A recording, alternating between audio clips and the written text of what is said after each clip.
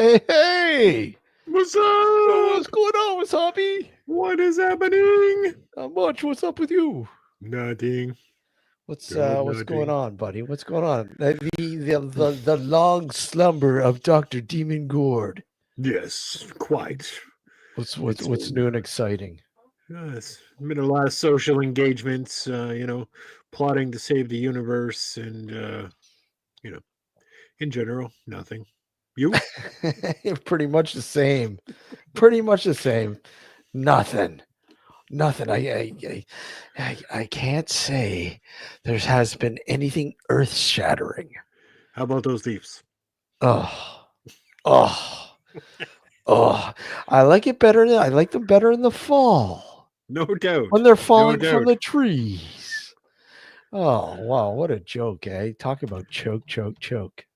Yeah, I didn't watch all of it, but I watched Game 7, and that was just embarrassing. Yeah, it just like come on, pivotal, defining moment, and you did not show up Again, yes, again. but it's what it is. I think it's more tradition. You know, everybody jumps on the bandwagon, gets all hyped up, Yep. And then gets kablam. their holy dusty jersey out of the closet that says Daryl Sittler on it. You know, what the hell? What Come is on. happening? Yeah. Well, it's not as it's bad. No, I mean, let's face it. I mean, Toronto is always going to get beaten up because they're like the mecca, the mecca of hockey, really. And there's so much pressure to play here. And I heard that somebody actually fucking threw out Mitch Marner's fucking home address out Really? online. Yeah. You have any problems, go tell him yourself. That's just insane. You know what I mean? Now, if that's the truth, I haven't got a clue, but I But don't know, still, man. if it is, whew, The pressure, the pressure, the pressure. I don't know. Alex will be joining us. good, good, good. Um, our good friend Justin Val Rio might pop in as well. I heard of that guy. Yeah, Yes. you heard of that guy? That Yeah, I guy's heard of just that like guy. it's almost like becoming non-existent. Who's this Justin guy? That Justin guy. This What's going Justin on with that? guy. He might pop in later on too. So Good, good, good. we'll have a little bit of an interesting conversation. So you watched a recommendation. I did. Death is her name. My title was They Call Her Death. Sorry, they call her Death. That was Or the is it one a I Death isn't her name? Death is no. her name. And it might just be a I different I don't variation, know, but but whatever. either or it What'd you was think? something. What'd you think? Definitely a B movie, Yeah, but it was a decently enough acted script yeah. that you could follow along without being annoyed. What'd you And think the of the kill scenes? and the The gore was just gore. ridiculous. The movie itself is made for $5 because the other part of the budget was all spent on gore. Gore. And then they went, Literally "Oh gore. right, I gotta have a script." Shit. Gore. Yes. Gore and more gore. And as a friend, seriously, as a friend, a warning should have been passed along with the recommendation. I did give you a warning. I said one scene your manhood will be tested. Yeah, that is not what I had in mind. Balls. All I gotta say, balls. That was a brutal scene, eh? Yes, very much so. I flinched every time. Every time. Ooh. Yeah, that was I really wasn't thinking much. I saw it there. I said, it kind of has the old 70s, old late 60s, 70s kind of spaghetti western vibe with, a little bit of gore and gore? Gore? What? Oh, spaghetti western with gore? Let's Ugh. check this out. Let's check it out. And you know what? I was like, wow, I definitely got to tell fucking Dr. D McCord about this one. And this is this is this is one of those ones you can't pass up. And I go, I find it, I turn it on, I'm like, what the hell? This is the cheapest piece of junk I've ever seen. Yeah. Oh, wait a minute. Oh, okay. Hey, Yeah. Neil. Oh, hey, hold on a second. That was some gore. What else is going to happen? Yeah. That's what I mean. I think, I'm watching this and then all of a sudden, the first kill scene Yeah. and I'm like, this could have some potential here. We thought the same at that part. Like, all You know, right. this could have some potential. I see what he's talking about. I'm like, wow, that's interesting. And I watched it in bits. And my dad was down for the weekend, Right. and him and I were watching it. I said, "Hey, Dad, you want to watch a western?" He's Oh, like, jeez. "Yeah, throw one on. What's it called?" And I told him, right? He goes, Yeah. "Oh, okay, throw it on." And he definitely was not. He was definitely not fucking expecting what he got. I was not the same. I was like, oh, this has got to be a joke. This has got to be a joke. Whoa, that's a lot of blood. Yeah, right. And like I said, yeah, that the manhood scene came up, and he's like, "Holy fuck, what the hell? Yeah, I think we all thought the same thing. What do you got me watching here?" Wait a minute. Surely she. Ah, boy. Oh, ow. Oh, gee. Oh, yeah. I was Dude, did talking. it? Sorry, go ahead. I was talking in a whole other octave when that scene was over. Yeah, yeah. Oh, yeah. High pitched, man. Definitely. Hey, did I show you this thing? No, but that's cool. Isn't that cool? That is cool. Where'd you obtain this? The power of Christ compels you. Nice. The That's power. really nice. Actually, a guy I know. He that's what he does for a living. He makes beer glasses, Oh, no way. and he shot me a message the other day. And he goes, "Hey man, can you get a hold of this stuff for me?" And I said, "Yeah. Where is it?" And someplace in Hamilton. I said, "Yeah, yeah, no problem." And he goes, "Dude, just for doing this for me, I'm going to send you a box, thank you box, Right. and I'm sending you one of my glasses in the box with it." So he sent me a whole bunch of beer, Right. and he sent me this glass in there. I go, "Holy fuck, man, this is actually really cool, man. Thanks, thanks. Really, Yeah, really you got to like appreciate, that. That really is a good appreciate." thing. Yeah. So to all you demons out there, the power of Christ compels you. No. Yeah, got the holy water. Look at it. So citrusy. Yeah, it looks like piss. Yeah. I know Piss. I've been really bad lately. I've been drinking about 5,000 gallons of Coors Original. Oh God, you know what? I feel sorry for you, but you know what? Just to one up, yeah. This is what I got tonight. Oh boy. Oh, that's still garbage. I mean, Yeah, exactly. at least Uh, mine's 5% alcohol. yeah, I know. It's horrible, man. I figured I'd have a soft start and then maybe accumulate. And build from there. Yeah, it's a Yeah, good build plan. from there. Yeah, exactly. Yep, that's for sure. But putting the porn back into paranormal, Yeah, what are we talking simply about here? simply let's putting the excitement back into the paranormal. Not Huh. really, not really. But you know, I was thinking, because we how we think about demons here, demons, right? I Right. mean, and I'm thinking about, well, let's get into the succubuses and the other one. The What's the other one? incubus. Incubus and succubus, and that Yes. thinking about like movies like The Entity and the succubus. No, the incubus with who was in that? William Shatner. Fuck, was it William Oh, Shatner? right. I don't recall them. I know I can see the poster now in my head, but I don't know if I've ever seen the movie. I don't know, man. But I mean, what do you think? What do you think of the actuality of these sexual demons, if you will, these sexual like I the whole and the reality is a ghost is invisible. It doesn't have mass. So how is any form of sexual activity going to take place without mass? It's literally just like thin air. well, I that's when you I have think mass.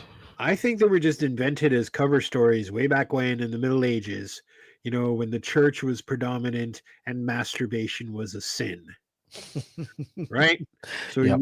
someone along the line invented this. Oh, it wasn't me sinning by masturbating, there was a demon and it comes to me in the middle of the night and rips my clothes off and So covering your ass. yes, No pun intended. right? Like you can't grab a ghost. There's, like no one's ever said I was in this haunted house and this ghost and I just grabbed it You and know I what? held it there. Yeah, yeah, exactly. Yeah. Where you going, ghost? Where you going? So if you can't Giddy grab up, it, ghost. Giddy up, how ghost. how is any form of that, supposed to take place? I look at some of the cases that we did, and I know you've done some cases too that come kind of you know are along those lines. But Right. I, every time I hear this sort of I've been possessed by a demon, or I've been sexually assaulted by a demonic entity or something like that, it's always turning out to be somebody who's really abused, Yes. like abused, sexually abused, just abused. And that's what I mean. It's like a coping mechanism. A coping mechanism, and they just want to hide the reality that, look at that, I don't want to get my boyfriend or my husband or whatever in trouble, so I'm going to say it's a demon. Yeah. I don't know why it happens. I never see it. It just happens.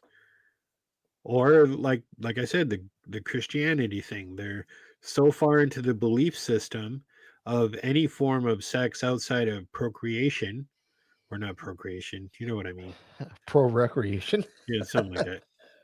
To make children is a sin. Like Yeah. there is no sexual for pleasure. And let's face it, we're 2025. There's pretty much not a person alive doesn't know about said subject. So there still is hardcore religion out there that says, if you do that, you're going to hell and humans are the way humans are. So these stories come along, which are the perfect cover up. And especially if you're that hardcore into religion, every religion has devils and demons that make you do naughty, naughty things. Then, yes, definitely dark places. That's where they go. The tunnel of love. The tunnel of love. Yeah. Oh god, you gotta love it. Like, if they were real, who wouldn't want one? Yeah. Yeah, I mean, you'd literally some of the, can you imagine that? And I'm surprised there isn't one. Guys, I know there has to be like some haunted fucking place out there that's supposedly haunted.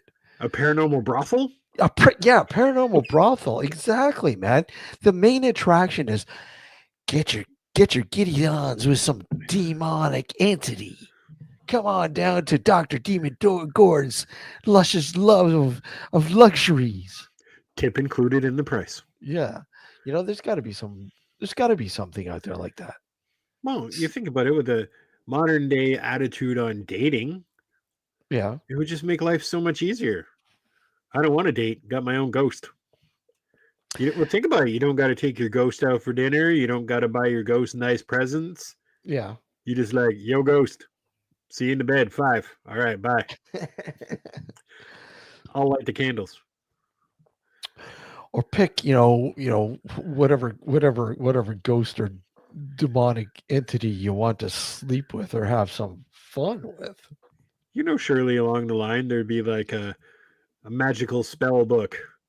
If you want an incubus, press 1. If you want a succubus, press 2. You want a surprise, Press 3. Oh yeah, Playboy. Yeah, Thank you Playboy. for pressing 3. We are not responsible for what's about to happen. Open your mouth and say ah. uh, yeah, exactly. It's like kind of put in there like you have what's that guy's name? Oh shit, that demonologist. What the hell's his name?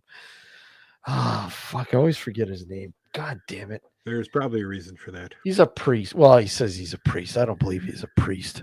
Oh, what's his name? Oh, it's on the tip of my tongue. And literally, he was having exorcisms over Skype. I remember that Yeah, guy. what's his name? I don't remember his name either, but I remember you telling me about Skype exorcisms. Yeah, I was like, well, okay, now we've gone what too the far. and like his daughters, they had a TV fucking show. Oh my god, it gets worse. Good, Yeah, good, they're good. they're they're demon hunters. Oh my god, it was. Oh, what was his name? Barry. No, something Larson, something Larson. Bob Larson. Bob Larson. That's it. There we go. Well, see, and this is something else I don't understand. We should have more of these. Why don't we have more of these stories? Like, you got your ghost hunting TV shows where after 3 minutes, the ghost knows your full name, where you lived, how many children you have, it knows everything. Or it's a demon, but not once is it a, I don't know, sexual deviant ghost. Yeah. You don't Yeah. ever get EVPs. Ooh, bend over. Ooh, not once. No. Yeah. No. See, and No. that's why I think this is more of a mythological tale. Get an EVP that says, "Yeah, get your dick out of my hole." Is that it? You're so small. Hey, it's cold out. Yeah. Wait a sec. Huh? What? What? Stop peeking. But I mean, it's a part of humanity. So I mean, you kind of think you'd have more stories like this. I mean, you do. You hear it every once in a while that Right, of I've been course. sexually assaulted by a ghost or a demon. You get those stories all the time. I mean, before they used to be in like like the magazines at the fucking grocery store Ah, the weekly checkout world stand. news. You know? Ghost sexually assaults me in my bathtub. Elvis is working in a Detroit auto mechanic station making Y- hamburgers. Yeah, Yeah, those were yeah. great. Love I those. I saw Bigfoot. You know? Every other week. Yeah, like literally. So I mean, you figure. I mean, the probably is like. Don't get me wrong. I mean, I didn't really. I should have looked. I should have looked to see if there were stories, but there is. I know there is. Guys, if you track down a story, put the link in the chat. Okay, Oh boy.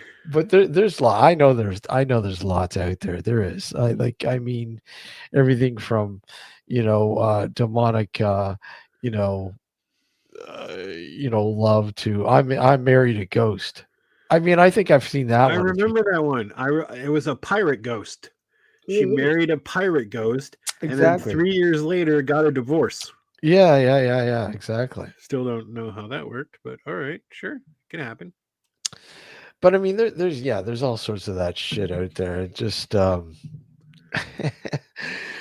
but how do you like literally investigate something like that without you know saying, yeah, okay, I don't think it's worth it.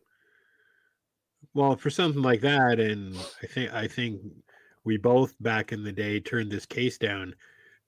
It professionally, it's very very hard to do Yeah, because the accusations that can be made. yeah, It's just not safe unless it's in like a controlled environment, much like the entity where they took her into an operating room and they had sensors and cameras and everything. Because of the nature of what we're talking about here, yeah, you could have someone say, "No, there wasn't a ghost. It was Dr. Demon Gord touched me in my sleep." yeah. And if you don't got uh, footage to back that up, you know what I mean? It's morally not safe, I don't think, yeah. in this day and age to do that. Where you got your internet where every other person is a pedophile, and if they're not a pedophile, they're a serial killer.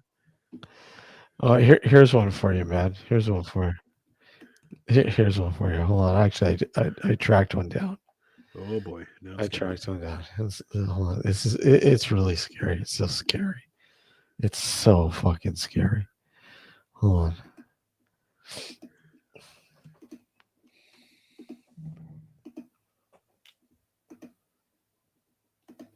Oh, good. And you can say this with a straight face. Yeah, I know, eh? So I was walking in the bush. What? What were you walking in the bush for? Isn't it incredible? And then it approached me. Oh, excuse me, young lady, hello. Can I bump your uglies? Oh, certainly. What? Okay, let's go. I got to see the rest of this. I'm ready. About that. Tell me, just tell me, what is normal about that? Hi, I'm a loner. I have no friends whatsoever. So to get noticed at parties, I like to tell stories that I'm being banged by an Australian ghost I found in the bush. Even though it has no mass, it's going to get me pregnant, and I will be pregnant with a phantom, aka a lot of air in my stomach, and I will give birth to said phantom. It will probably sound like this. Are you kidding me right now? I just don't get it. I understand people like I don't know, but going on national TV and keeping a straight face and the interviewers, they're like, how do we approach this?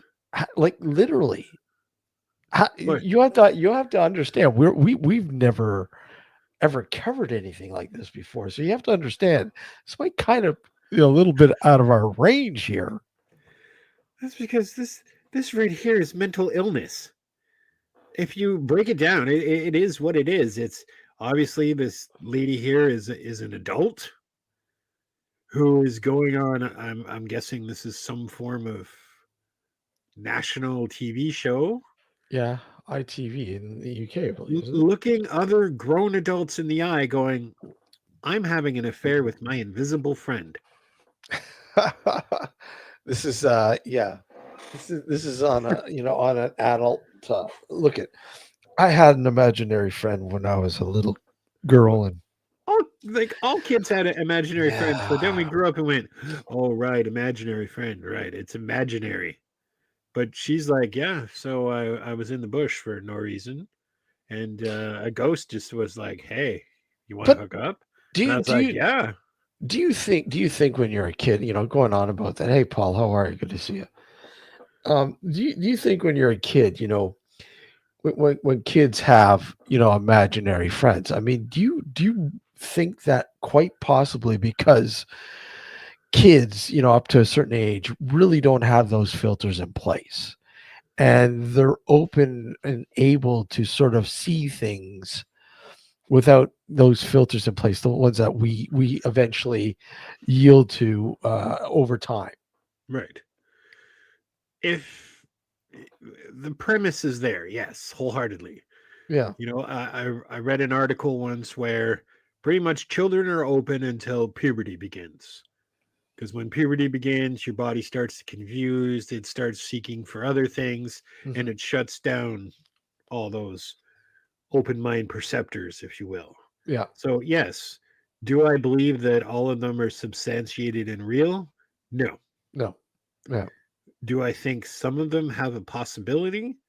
Yes. So do you think this could possibly be an extension of that? Where she had some sort of experience when she was a child and she's never been able to like sort of let it go. No. No. If this was like, I'll be honest, if this was, say, 1990 or prior, Yeah. I would say yes, maybe it is. But this is the day and age of social media where you will say anything to gain followers. Just look at her face right there where we have it paused. You know she's playing. She I just wants got the you. the attention.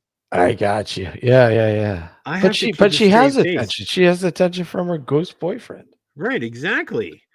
Because, that way then you can go, "Oh no, I don't date. I have, you know, Yeah, Sir but Ghosty." I mean, what's she gonna do when some real dude comes out of the woodwork and says, "Oh man," and shows her attention, and she's like, "Oh hey," is she gonna like shoo this guy away and say, "Look at no, I have a boyfriend, It's I possible. have a ghost." It would depend on how far gone her mental illness is. Like, how far are you willing to push this? Yeah, To do the. exactly. You remember the Jerry Springer days where it was the talk show circuit? Yeah.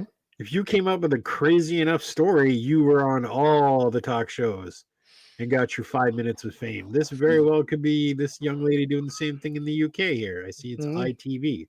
Yeah. She's just trying to play the British talk show circuit. And there'll be a bunch of other crackheads going, oh, me too.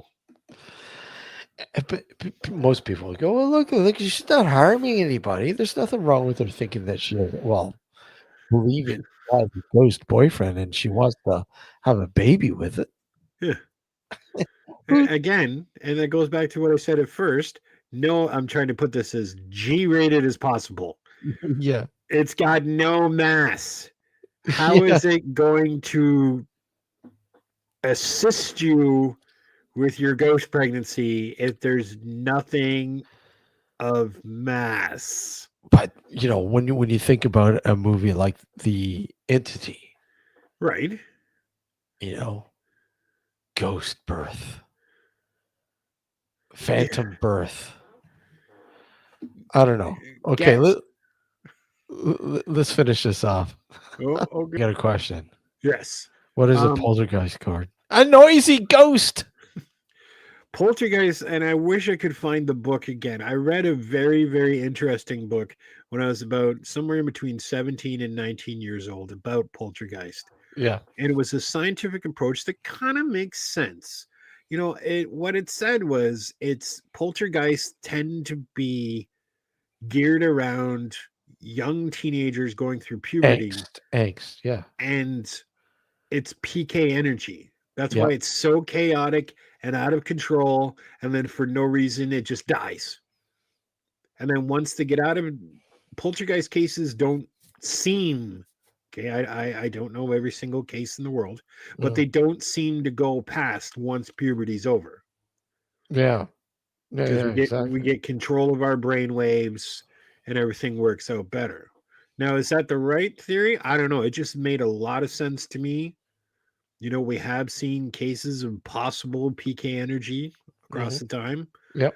So it would make sense because as a teenager, your hormones are raging, your body's going through changes that you don't understand. And let's face it, for all of us, both male and female, it's a crazy time. Hmm. So if you're like really freaking out and don't know what to do, it's possible that this peak energy could be unleashed. And I'm gonna go back and revert to that power I had when I was a kid, and I'm gonna home it. I'm gonna fucking spread the fucking energy around. Yeah. Yeah. yeah, yeah. All right. Let's finish. There was a group of Uh, them. So uh, there's a group of sex ghosts. yeah, a group. Why A have group for sex ghosts. why have we never heard of this? I Must be I an don't know. Australian thing. Do we have any Australians in the panel? Anyone? Australian? Okay. Here's another fucking interview Oh with her. God! This Why is do you good. torture me? This is good. This is good. Okay, hold on. Oh Christ! This is good. All right, I'm ready. Let's do this. Reaction time with She Dr. gave Cord. she gave up men to have sex with ghosts. When did you first encounter a spirit? It would have been about 12 years ago now. I was living with my fiance. Yeah. And he was working away a lot. We just moved into a new house in Hereford. And after a while, he was going away maybe 1 week, 2 weeks at a time. I started to feel kind of like a presence, maybe, I guess you could call it, around the house. Yeah. Which is And then- some people would be a little scared of, but you weren't No, scared by It never felt scary. It felt comforting, if anything. And even when even when you were in, what happened sort of in the spare bedroom, that's 50. where it was, Yeah, at its most yeah, powerful. Let's get that straight now. Question from the crowd. 15. How can you authenticate that it was 15 different ones? and not maybe just Casper wearing a different hat. Yeah. 15 different ghosts. She's had sex. What I've the never had fuck? sex with one ghost. I've never even found a ghost. I want to know her secrets. We need to talk to this lady. Is she like masking her hand? Yeah, What, this is what I'm thinking. How do you know it was 15 different ones?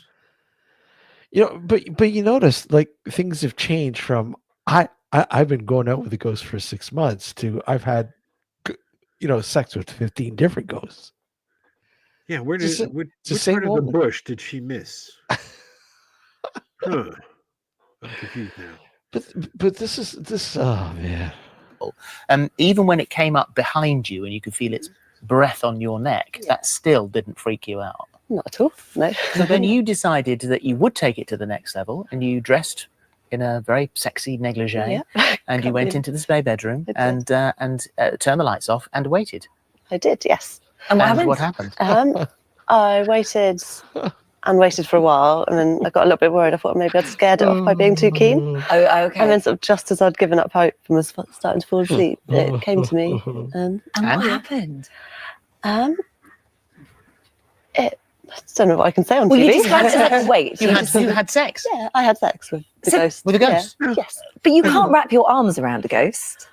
No. So how physically, how does the sex bit happen? Thank God. You can still feel it. Like it was it's difficult to explain. Like a weight. No, you It's kind of a can't. weight, but at the same time weightless. You and like a can't wait, physical, there's no the mass. breath and stroking.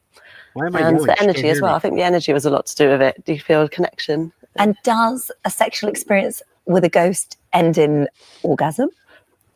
For me, yeah. Gosh, so wow. and fan for the ghost. I just hope so. And You hope this so. this You don't ask it? relationship carried on for some time, and eventually you got busted by your boyfriend. I did, yeah. I was. Busted by He a came home from work a day early, and apparently he says he saw the shape of a man through the spare room window No, you when he didn't. pulled up. Which is unusual because the spirit or ghost had never showed him his physical form to you at all, Yeah, and it's yet interesting. to your fiance did. Yeah, which I was slightly annoyed about, to be honest. But I think it was in love with me too, and So that was he his- wanted he you to end your yeah, he relationship, wanted- which you did. So the relationship Honestly, I just I got nothing. like I just don't understand. I don't even know. And this is like there's so many of them around. Oh my god, when I look into it, there's just so many fucking stories. Yeah. So many stories about people marrying ghosts. Yeah. Oh my About god. that. About that. Well, but yeah. Here you go. Here you go. Oh no. Okay, I'm We'll ready. play a little. We'll play a little bit of this one. Oh my god. Hey Adrian, how are you? I just don't understand it. I don't. All right, I'm ready. Here What we do you go. got Here. now? Well, yeah. So I mean, I don't even know what to say because and I get it. It's a cry for attention, but they're literally on national TV with a straight face, admitting, "Yes, I have no." had a proof." great story. Yeah, they Very have good it all story. set out, and they're literally looking at him. Yeah, I have no proof, and there's no evidence whatsoever, and I'm just writing this down. And Alex is here.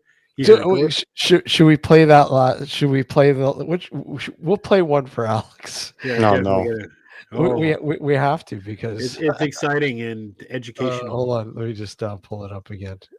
Oh my god, we were talking about people claiming that they married a ghost or whatever. Oh, interesting. Yeah, Yes. and this we'll play this one because this is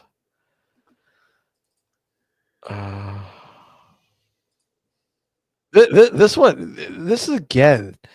This is another interview with her. This is a totally different one. What? Yeah, How yeah, many does she have? dude. I know. It's just How many ghosts is it this time? now it's just one. So Wasn't there okay. one that got married and then got divorced because of yeah. Yeah. This one's like fucking. I don't know. This one's fucked. They're all fucked, but Yeah, I think they're all fucked. they're all fucked. But this one, sure. So here we go. What are we doing this time? Oh God. Meet Amethyst Realm, who was here a little while ago. Amethyst, do you have a well? Perhaps you'd like to explain this. What is your relationship with ghosts? As of last weekend, I am engaged to be married to one. Right.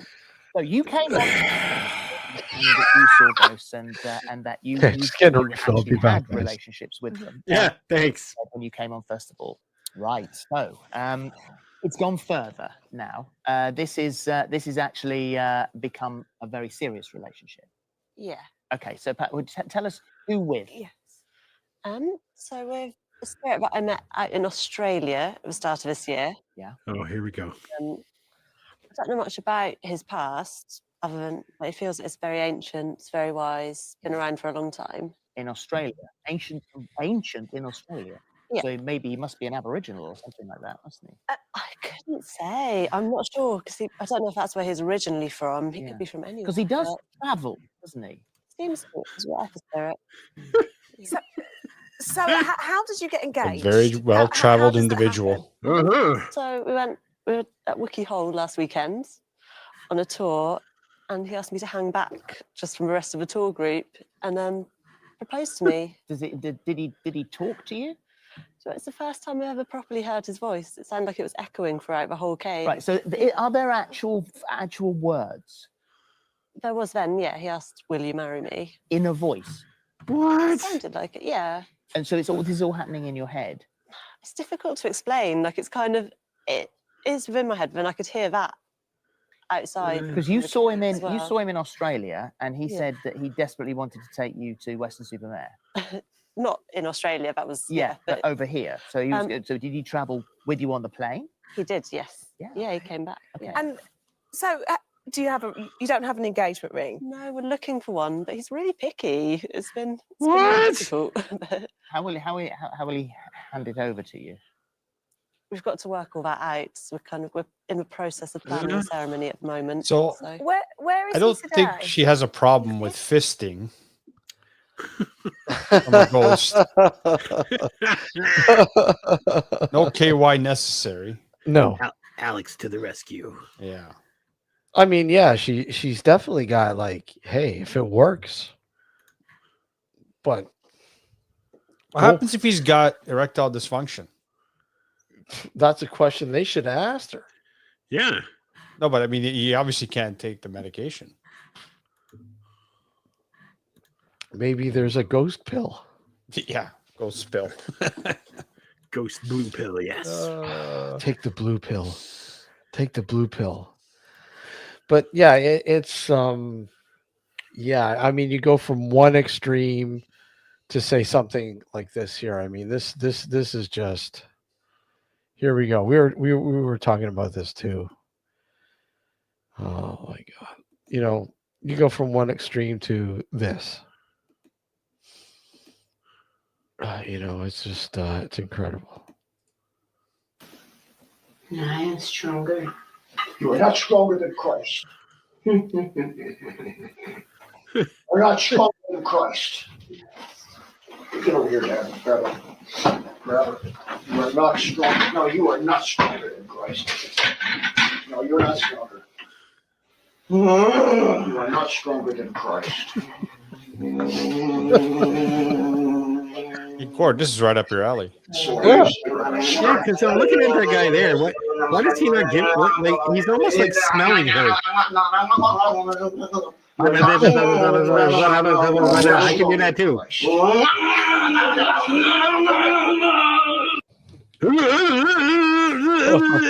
See what I mean? These people do it with straight faces. How do they do it? I'm a complete fucking idiot right now. Look at me. Oh, Everybody can my see me being an God. idiot. Hey, Gord, don't mock Yes. the possessed. I am so sorry, sir. Ah. I know they have feelings too, just not sure which Well, one. what is it with people? Like, With what? hold on. Oh boy, there's more. Well, There's always more. no, well, Good, there is. good. I'll bring it up later, but we'll talk about that. But you know what? I mean, that last clip was Bob Larson, and that's who we were talking about before. And his fucking daughters had a TV show, and they were demon hunters, and splashing the fucking holy water and spelling the demons. Like, honestly, but that guy, Bob Larson, was he had his setup was I'll do which exorcisms over demonic exorcisms Over Skype. over Skype. That's fantastic. And that's the reason why Skype is now being shuttered. Yeah, well, it's gone now. Yeah, Skype is no longer, that's Too right. many demons. right? And let's be honest, I think they only kept it for business. But I mean, let's be honest. I mean, why would you want to hold on to Skype anyways? When you still got to pay money, right? Money. I mean, hold on, let's see. But hold on. But wait, there's more. There's always more. I mean,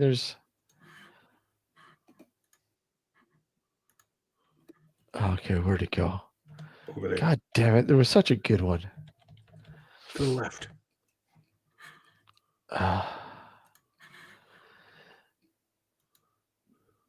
Where is it? Okay, I can't find it. I'll find it. I'll bring it up. I'll bring it up again. Where is it?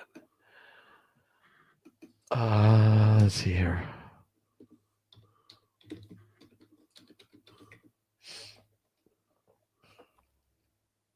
Let's see. Can't play his shit because he'll have his shit.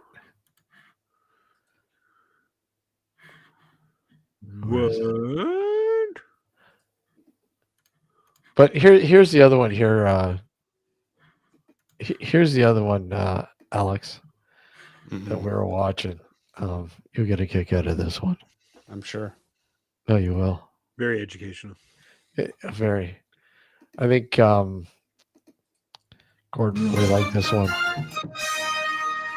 There you go. You get the gist of that, right? Mhm. Like, I mean, and then here's the one. Here's the one that.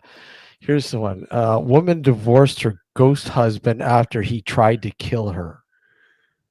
Oh, it's so romantic. Yeah, like here we go. Here we go. Here You're enjoying this too much. we go. Yeah. Honestly, but I mean, there you go. They're there. They're there, and they don't have a problem. Well, some of them do. Most of them do.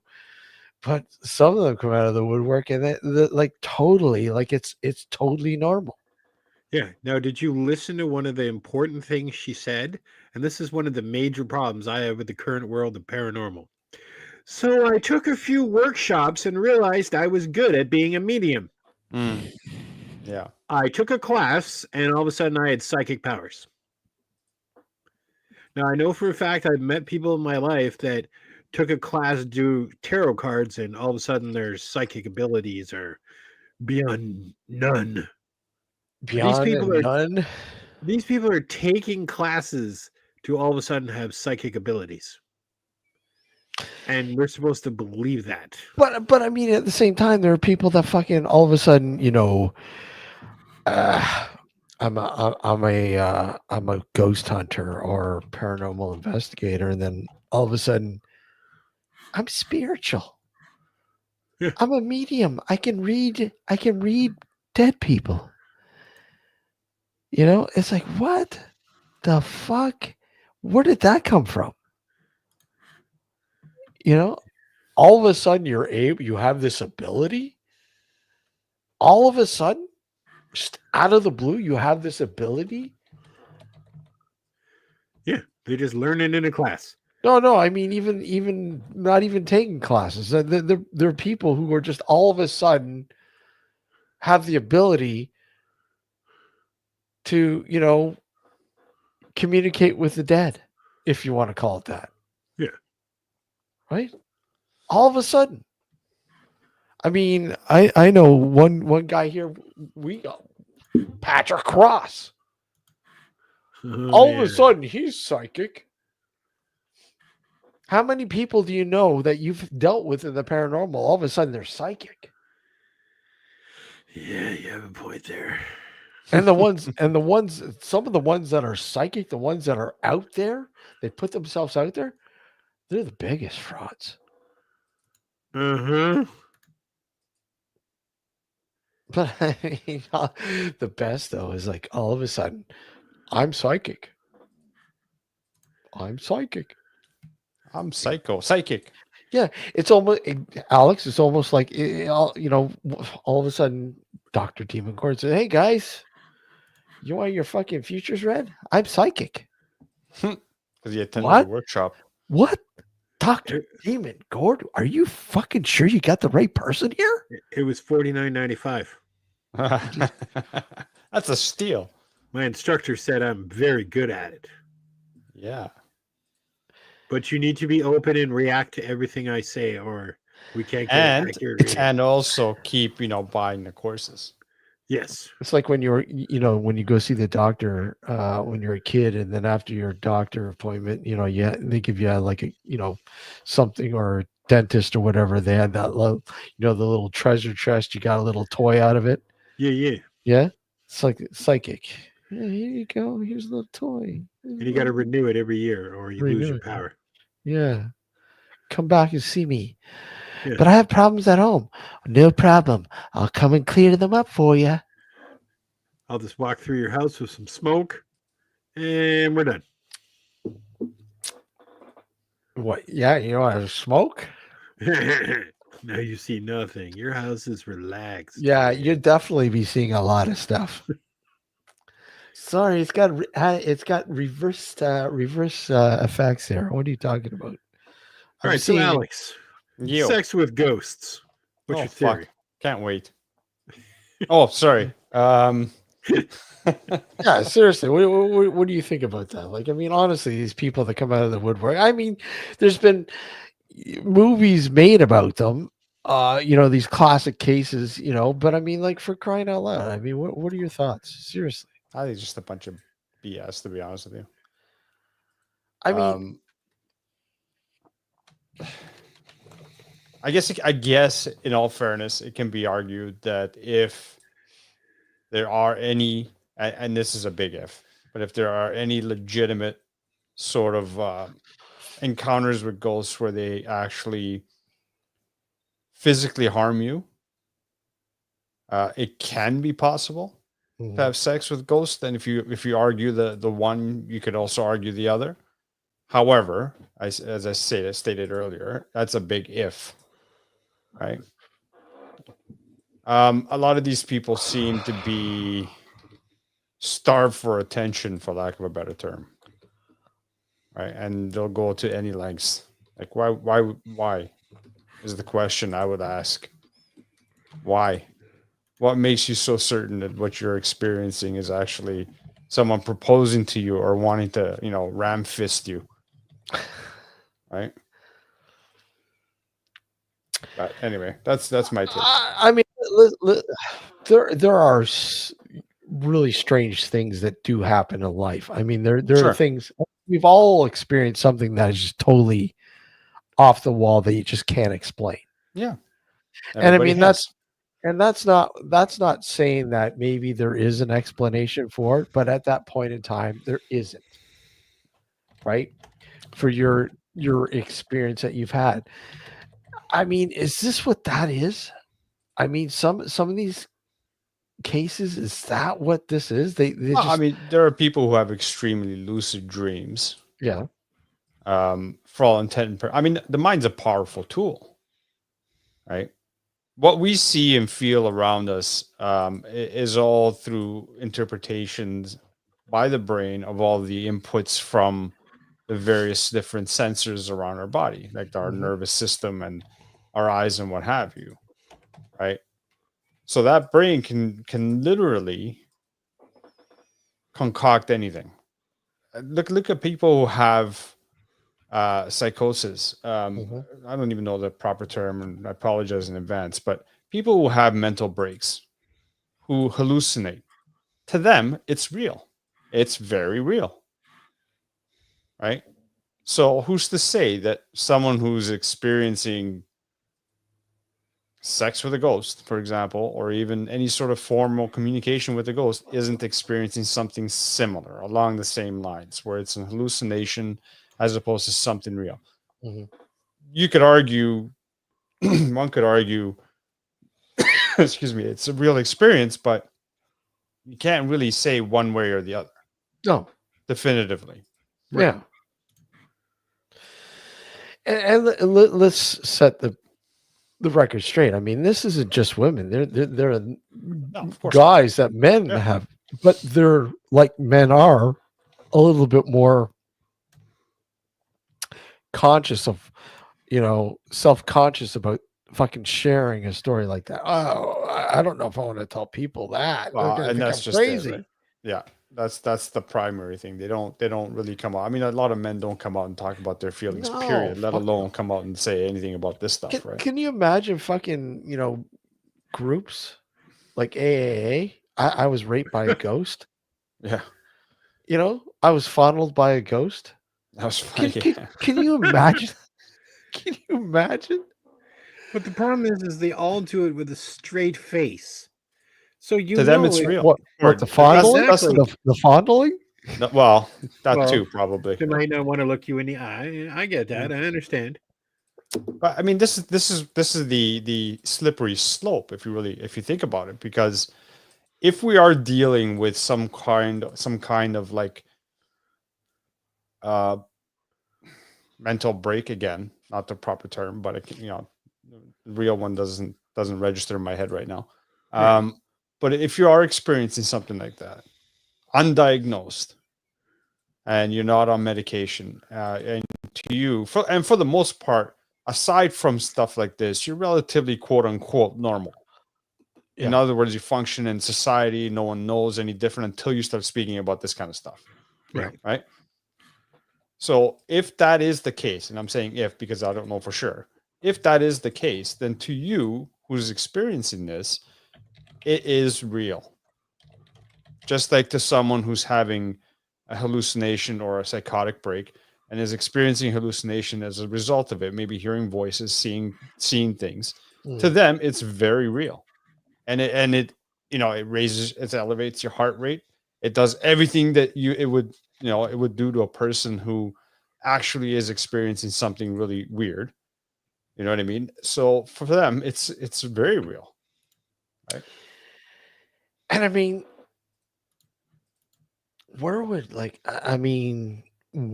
this is an odd question, but I mean, this is a question that needs to be asked.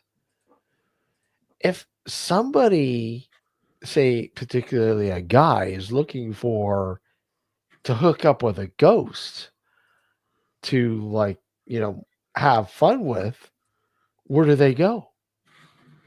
Is it wrong that I'm taking notes right now? No. Okay, good. I mean, where to meet ghosts for sex? Do they go to like a strip joint and quite possibly run into the ghost of a dead stripper or something? See, I don't that's know. just sad. Why were you not paying attention? You have to go to Australia in the bush. Yeah, that's where they are. Exactly. And then they'll come out and join you on your flight home, and you can have mile high sex. So, even to though answer my anything. Parahub. Yeah. Wayne had a good question. Going back to what Alex said, which I agree with. Do you think these people that believe this happened would pass a lie detector? I would say yes, because if they truly believe it, then yes. Because they're mentally sane, because they bought into this so much that it's not a lie anymore. It's reality. Well, I mean, those are the ones who are lying and then buy into it. But I mean, I'm talking more about the people who actually experience a hallucination. To them, it's real. No questions about it. And if they were to be put on a lie detector test, they would pass it simply because to them it's real. Right? Yeah. It's only like if one of us three would all of a sudden one day come on saying, "Oh yeah, I got lucky with ghosts in the other room," and then you put me on put me or whoever it is on a lie detector, we'd feel miserably because we're just making it up. Right. Speak for yourself. Yeah. Yeah, yeah, exactly. These ladies would end up in asylums, again, it leads down to something that I said before. A lot of times in a lot of these cases, these women and men, but mostly women who come out with these stories a lot more frequent than a man would, were sexually abused, were abused, and are literally clouding up that reality and substituting it with a story, If that's the case, that's pretty looking sad. for well, It's sad that it it, has to get it, there. it happens all the time, Yeah. Alex. Yeah. I mean, I remember a case that we did in Kingston where a woman believed that she was being harassed or whatever by some sort of demonic entity, and it turned out that her boyfriend was abusing her to the point where it just became muddled, right? The abuse, she was literally blocking the abuse out and thinking it was she was being attacked by a demon. Yeah, yeah. And she, Almost like the and, Stockholm syndrome. yeah, and she was literally crying out for help. She was crying out for help Without knowing how to. and without knowing how to. So she figured this was the only way. And you know what? Most times you can call it out right away. You can call it out right away because the classic signs are there, right? Automatically they're there. But it's sad. But I mean that's the realistic aspects of something like this. Something real might be going on, but it's being masked by, it might be mental illness, it could be abuse, it could be all sorts of things. And that can be said for a lot of what people experience and equate it to being paranormal. That's a possibility. And Right. the bottom line is that any of this stuff is theoretically a possibility, right? We don't know the reasons behind why someone goes on the record to say they're either marrying a ghost, they're divorcing a ghost, they've had sex with a ghost, they've gotten raped by a ghost, whatever you want to throw in there. All right. We don't know the reasoning behind. And until we can legitimately read minds, whether it be technologically or otherwise, we're never going to know. Right? We don't even fully understand how the brain works. On a physiological level, we may have an idea, but how that translates to our consciousness, our own intelligence and self-awareness, that we have no understanding or very little understanding of. You Right. know, hey Terry, how's it going, man? The ghost stole my bike. Yeah. You know what? I blame it on for all this bullshit that goes on now. I blame a lot of it. I really do, and wholeheartedly, I do blame a lot of this on people like Ed and Lorraine Warren. Here, here. I really do. Like, I mean, you look at the shit now. Yeah, you're going to get a lot of hate mail for this. Well, I don't care. I don't care. I bear no bones with how I feel about what demon this, demon that. Realistically, and it's not. It's really got nothing to do with that at all. It really doesn't. And because they made people believe. Even Terry. See, Terry agrees with me. They were frauds. But I mean, it's not just them. I mean, people like them. and these stories of grandeur that they literally romanticize demons, because they went in with this supposed religious sort of view and angle. Of course they have to be demonic. I Mm. mean, they're not going to believe it if they're really just a normal ghost. They have to be demonic. And then everything blows up. The Ensfield story, the Amityville story. The fucking Conjuring bullshit. That whole Conjuring world. Look at how it's blown up, and people fucking buy into that shit. You get sucked into it, believing it's true. You know? Well, it spawned a whole generation. Look at today's ghost hunting shows. When they started out, it was basically just looking for ghosts. Yeah. Now, every other episode, and it doesn't matter which ghost show you watch, there's a demonic entity somewhere. Yeah. It's just, it sells. It sells in North America. I mean, it's like you always say, Gord. Show me a demon. I want to see a demon. I want to see a demon. If they're real, I want to see one. Exactly. I had one come out of my ass this morning. Oh, I bet.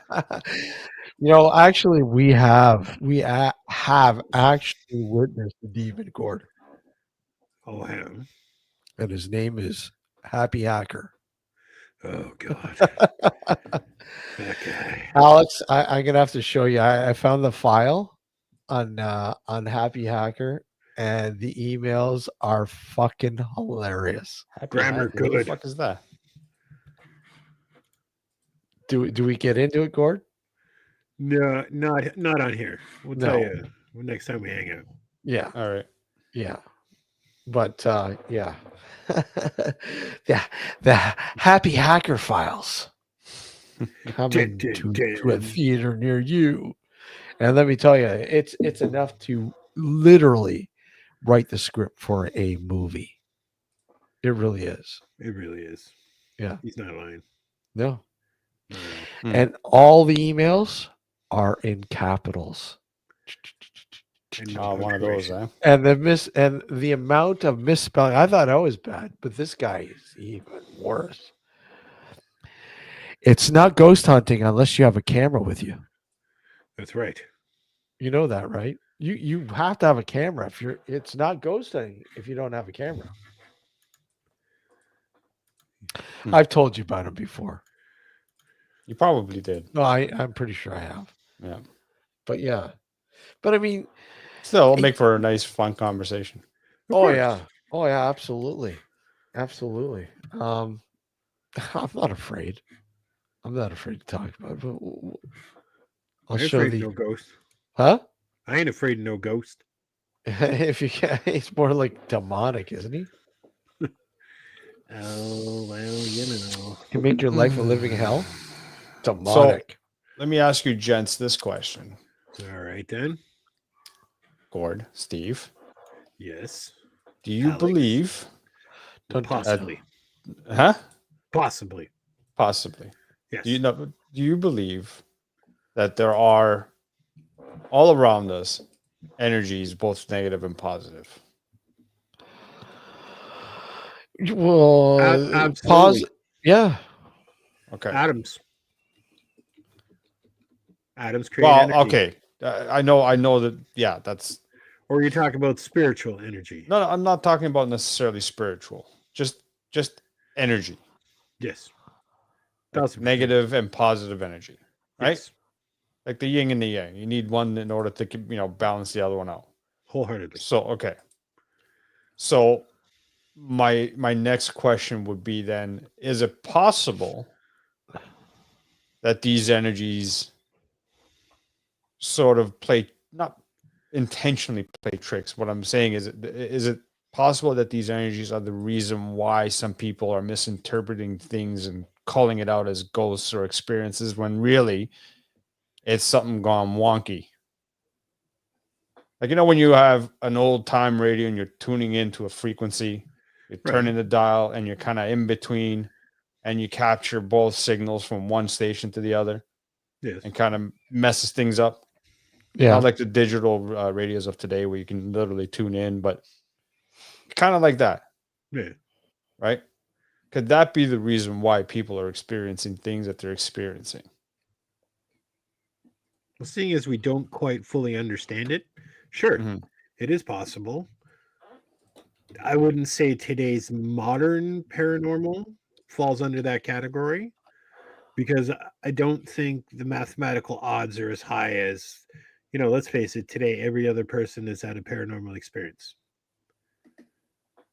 Back before it became all mainstream and it was rare for these cases to happen, absolutely. Because let's face it, at the end of the day, we all have different theories on what exactly a ghost is. So, yeah, I am sure it's possible. But in very minute cases, Mhm. that the atoms would form enough to interact with our human subconscious. But if we're all made of the same stuff, theoretically, and this is just theoretically, we're all made of atoms. True. Both have atoms have positive and negative. Right? If we are all made, and you're talking about air, the solid, the liquid, the body, whatever, Yep. theoretically speaking, if someone is adept enough, they should be able to manipulate said Yeah. atoms, right? And Quite if I possible. can, and if I'm adept enough to manipulate the atoms enough, I can then influence something around me, whether it be a person or a physical object, right? Because it's all made of the same stuff. Right. We're all made of the same stuff. We're breathing atoms, we're seeing atoms, we're hearing atoms. Everything is the same, But we all process it different. which is fine. But Right. the reality is that we're all made of the same stuff, is my point. Yes. Yeah. And if you are adept enough to manipulate, then you should be able to alter someone else's perception. I'm sure the Theoretically. theory would be possible. Yeah, Yeah. and it could be, yeah. But I mean, realistically, though, I mean, the possibility is slim. Of course. Yeah. But See, then that begs the question, is that what people that delve into magic are doing? I mean, magic is just basically the you're doing the ceremony to basically have your will, what you want, manifest. The ritual itself isn't what gives it power. The ritual is just used to basically get you to focus Yeah. on your desire and your will, right? And Yeah. if you're good enough and you practice enough, maybe that might change things, however minutely. Very, very true. Very, very true. Sorry, I'm drinking the funny shit. That's why I'm talking like this. Here we That's go. fine. That's fine. That's fine. That's the way it goes, right? Yeah. Just food for thought. But that's what I mean. It makes you think about, the chances of, even though a lot of this seems just totally fucking outlandish. Mhm. I mean, there is quite possibly those crumbs of reality in thinking that this could possibly happen, even though it just seems just totally fucking crazy. So again, you have this. I mean, you look at you look at some of the classic. Hold on a sec. Let me just pull this up here.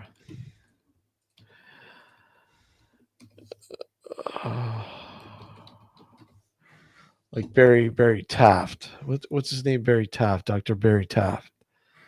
And that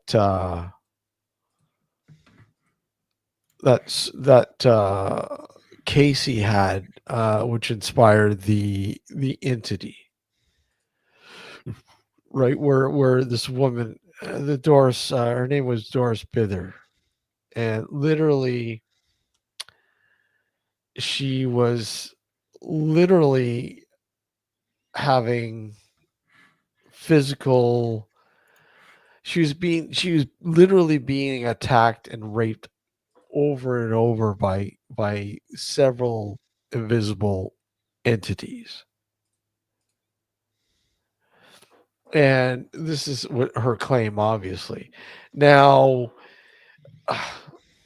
I don't know if the claims have ever been proven wrong or proven right, but I mean, again, like, how do you, here's somebody who was visibly shooken up. She was fucked up, and again, is this a case where she's masking what's really happening to her? And look at, I'm going to create this whole storyline and I'm going to sell it. And that's what happened. I mean, that's what happened with Unity. I mean, it wasn't really her story. It was Barry Taft's. It was Barry Taft's. Right. Dr. Barry Taft's. Right. And I'm like, I don't know. Like, is this quite possible? See, again, I have to personally say no. Just because a ghost has no mass. Yeah. Any form of activity would involve mass. Yeah. Like, penetration. Any form of this would require mass. And there's no mass to a ghost. It's air-like, it's invisible, it's even if we're talking about energy bursts, It's energy. they're just bursts. I don't think they would be able to clump it together long enough to have any form of intercourse, be it a incubus, succubus, whatever the entity was supposed to be. I just don't think so. And again, let's be like fucking proper here. Like, all you have your incubus and succubus. Is there an in between? Bis? Non-binary. Non-binary bis? That's a slippery slope. It is. Like, it's hard to say, but I just don't think any form of physical intercourse. I get it, Steven. I'm the same way. I was always like, man, I want a succubus who'd be so much easier. This hot succubus. Wouldn't have to buy dinner, wouldn't have to buy clothes. Wouldn't have to make breakfast the next morning. Exactly. Hey, Adam, how's it going, buddy? Adam, how's it going, buddy? How's it going, Adam? But yeah. Go ahead, Gord. Continue. Like, I will stick to that. It was just a story made up, and then it just captured on. Because let's face it, which one of us guys would not want our own succubus? Come on now, seriously. Wait, it's the middle of the night and I'm going to get seduced for no reason? Apparently, Terry wants a liberal succubus. How's it going, Adam? Can you hear me? We can hear you, buddy. We can hear you. Oh, wow. Fantastic. I didn't expect my ad hoc system to load up tonight. So thank you, folks. I'm just joining in the last 10 minutes trying to get the sound stuff to work, and I'm not here to overstep the conversation, but I'll certainly help to join in. Hey, Gareth, good to see you, man. Would a ghost wife nag Mo or less than a real one? Asking for my mate again. That depends on which ghost wife you get. Yeah. I think that's what it boils down to. Yeah, exactly. Well, ghosts don't need sleep, so ghost wives would nag more. Oh my God. This is true. You would never sleep. You would never sleep. Nope. Where do you think you're going? Nag, I don't need sleep. Nag. So put it this way: you may lust after a succubus, but I'll tell you one thing: there's no rest. There's no rest. Constant sex. That's not how it works. Didn't you watch Ghostbusters? It just shows up once and then leaves. Not unless it wants to torment you. Oh man, no. I'm too old What, for why that. do you think 5 men and 1 woman created a vault to throw the demons into? I don't know. Does it make sense? Yeah. Yeah. Giddy up. Giddy up. But yeah, World's all for it, man. Why not? I see the benefit. you see the benefit. Yes. Like, okay, you know, let's get guy talk here. Like, I Yeah. don't think a ghost is going to have limits. You don't think a ghost will have limits? Yeah, no such thing as a wrong hole. Yeah, but the question is, would you feel it? Well, That's the hard. Like, it's not the first time I've been asked that.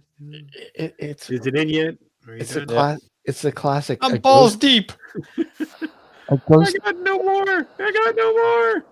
a ghost has a white sheet with two holes. Long hole, 3. long Yeah. hole. 3 holes. Long hole. That's my left eye. No such thing as a wrong hole. Come here, ghosty. Wow, this conversation deteriorated real fast.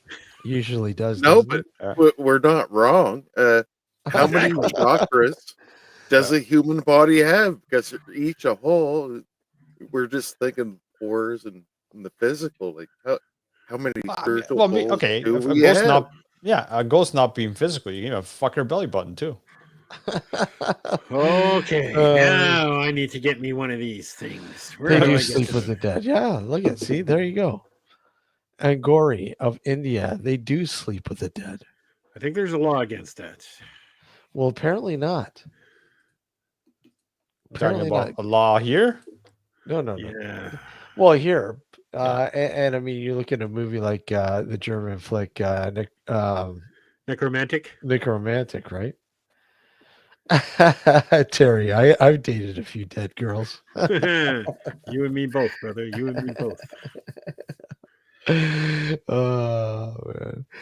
But I mean, again, let's what do you think about decorate a ghost, or would end up the curtains or carpet?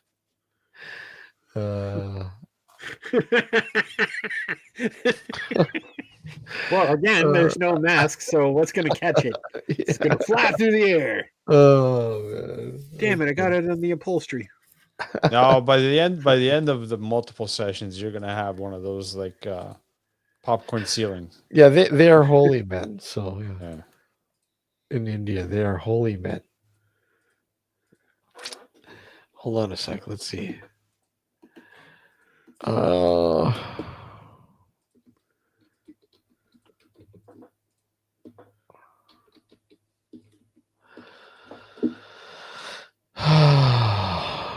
Hold on. Are you loading up another video? Oh God, no! I've been good. No, I've got.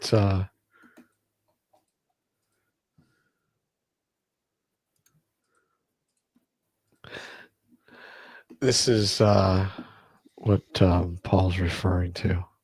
Oh boy, now we're in trouble. This is what Paul's referring to. Baba. He is a Hindu ascetic known as Agori.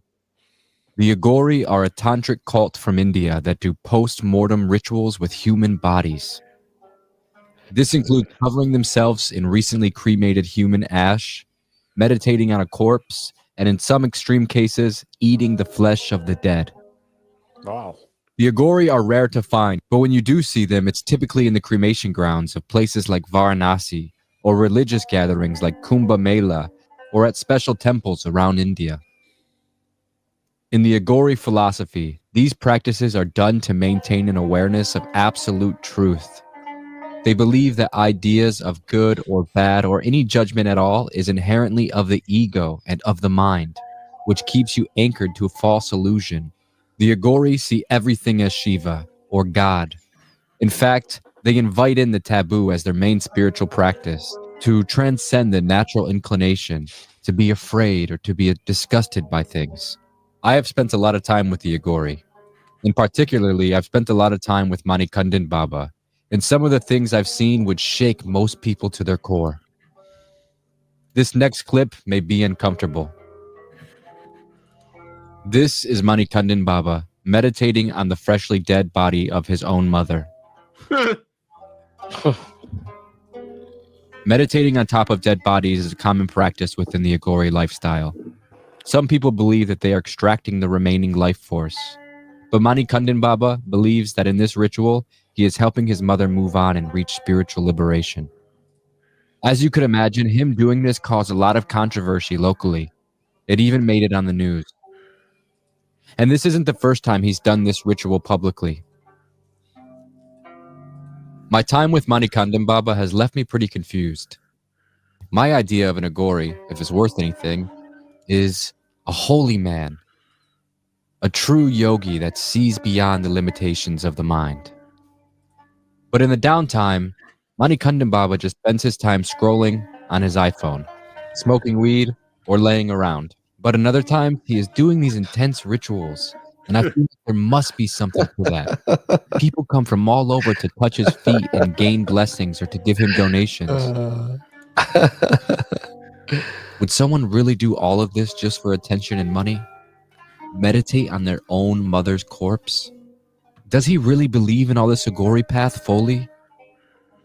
He wanted to give me Guru Diksha, which means that he wanted to give me a mantra and initiate me into the path of Agor as him as my teacher. I decided against it and that there was something slightly off. However, I appreciated my time with him as I gained a lot of insight into the world of the Agori, and I gained a lot of life experience that is unfathomable to most people. So there you go. That's what Paul was referring to. Well, now. So A tad bit different. just a little. Well, different beliefs. Yeah. But I mean, how's that? What does that have to do with having sex with a ghost? Dead? That's the darkest side of the Agori. Well, yeah, there are a lot of people who have. Go ahead, Adam. Did you want to say something? I don't want to necessarily unalive my dating history, but I've dated more than one woman that was paraplegic in one way or in the other, and the way that they learned how to communicate love through the human body was through thought and energy. And Oh, go ahead. No, we hear you. oh, cool. And through that energy, you learn these little different things. It's like it's not necessarily the physical. Is that a ghost? No. My thoughts create everything around me because thoughts are energy and it goes out into the world. And yeah,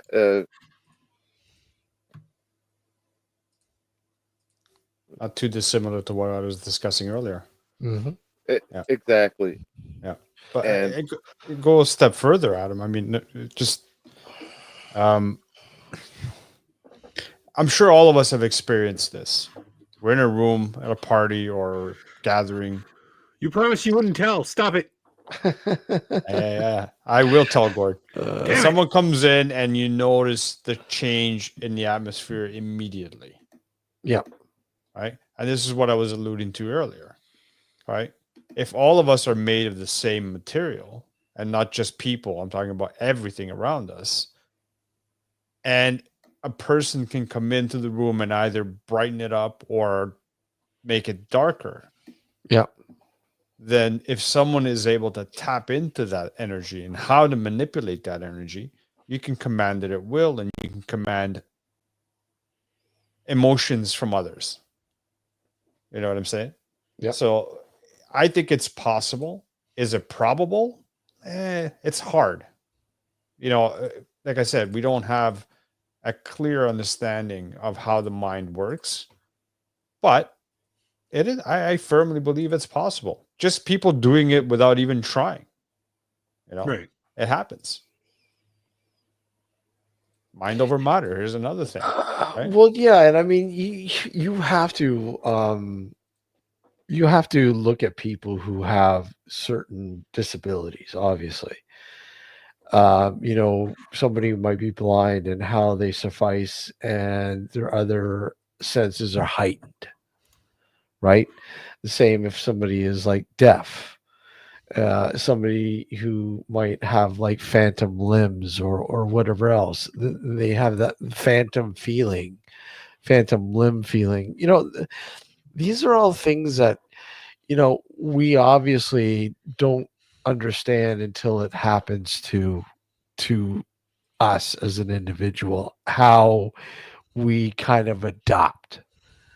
And I mean, again, is this sort of an adaptation perhaps, that these people believe that they are having sex with a ghost or whatever? Like, I mean,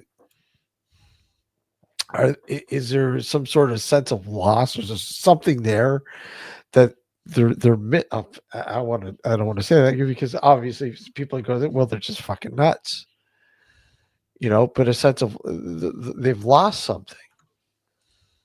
And a lot of people, well, yeah, they fucking lost reality. That's the easy way out. Right? Exactly. That's the easy way out, is to just brush it off and saying that they're Looney Tunes, so to speak. But come on in, Gareth, if you want. Sure. Pop in. We're making a party out of it. Yeah, come on in, Gareth. Yeah, it's yeah, I just I don't know. It's just an odd thing. I mean, it's easy enough for us to laugh at shit like this, and that's a lot of things. To them, it's you hate to say it, normal. It's normal, and it's just like, I don't know, man. I just I don't know. Like I said, I honestly think that it started as a coping mechanism. yeah. Like I said earlier, and I'll say the same thing again. Masturbation is a sin, but humans are prone to these feelings. So, when you get your hardcore religious fanatic, Yeah. the human body still wants to experience some form of pleasure, but it's drilled into their head that it's a sin. So they manufacture this story because, religion also believes in demons and angels and all forms of spiritual activity. I'll just blame a spirit. That way I'm not going to get in trouble. It wasn't my hands causing the evil sins, it was a spirit or a demon.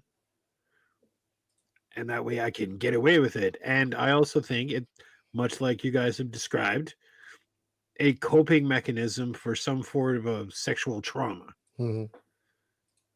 Rather the brain is trying to process it, and it keeps reliving it over and over again, except instead of the perpetrator, that part's been blocked from the memory. Yeah. The actions are still there, but not the person.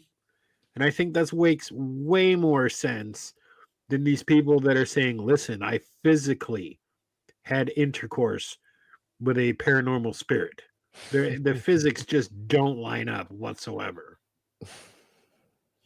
No.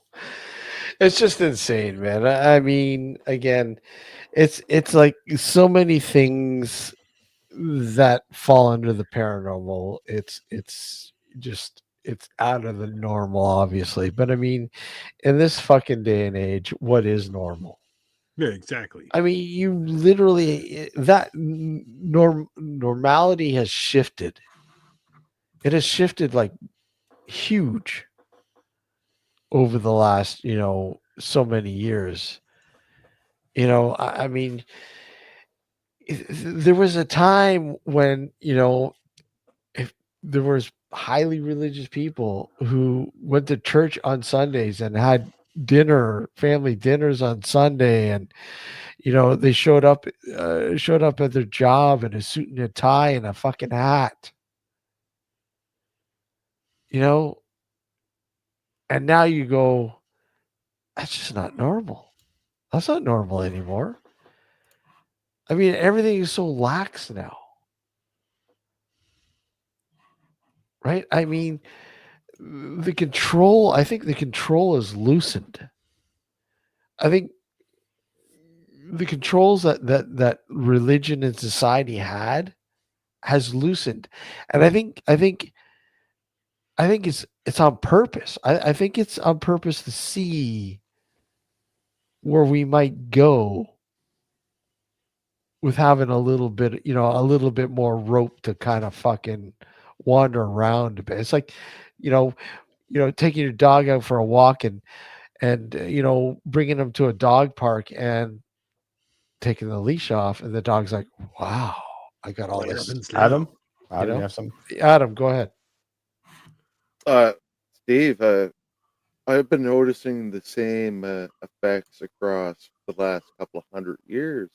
Yeah. Everything that has been made illegal or has been managed or prescribed is slowing down the development and with the world. All the governments slow down all these natural things that you can grow in your backyard, Mm-hmm. and now we're illegal. Why? We're supposed to be progressing faster Yep. just from nature. And there is my thought. I'll drop that there, and I'll pick up the mic if yeah, I'm here. Thanks, guys. No problem.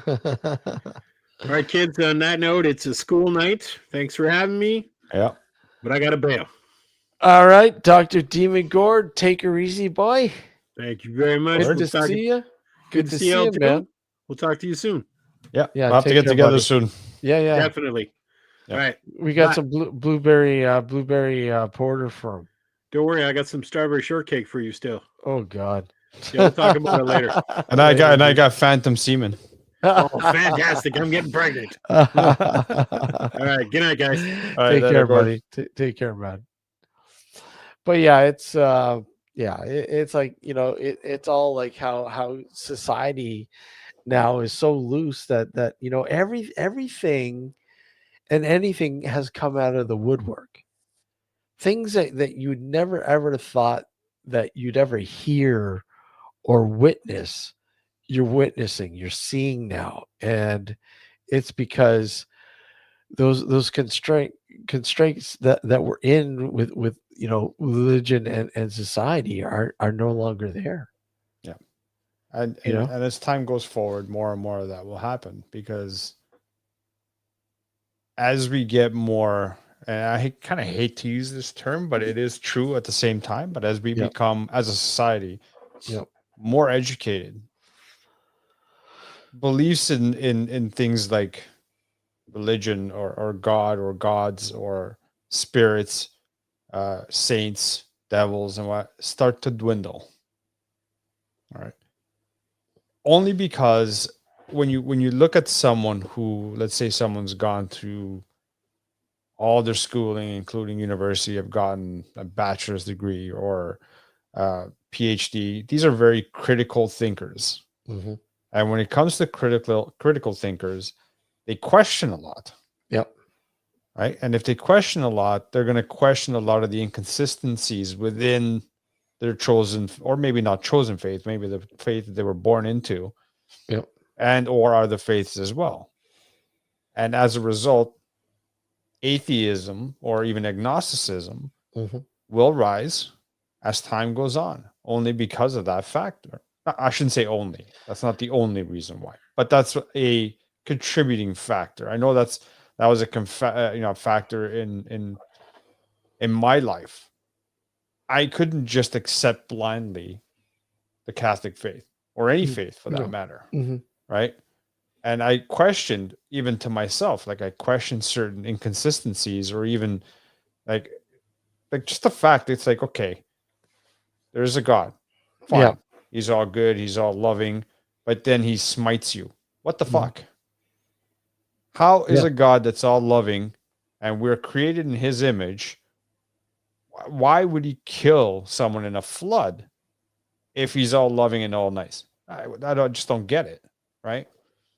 But hey, there you go. So this is part of the reason why so much shift has happened away from that sort of thinking, right? Yeah, I mean, when you look at the numbers,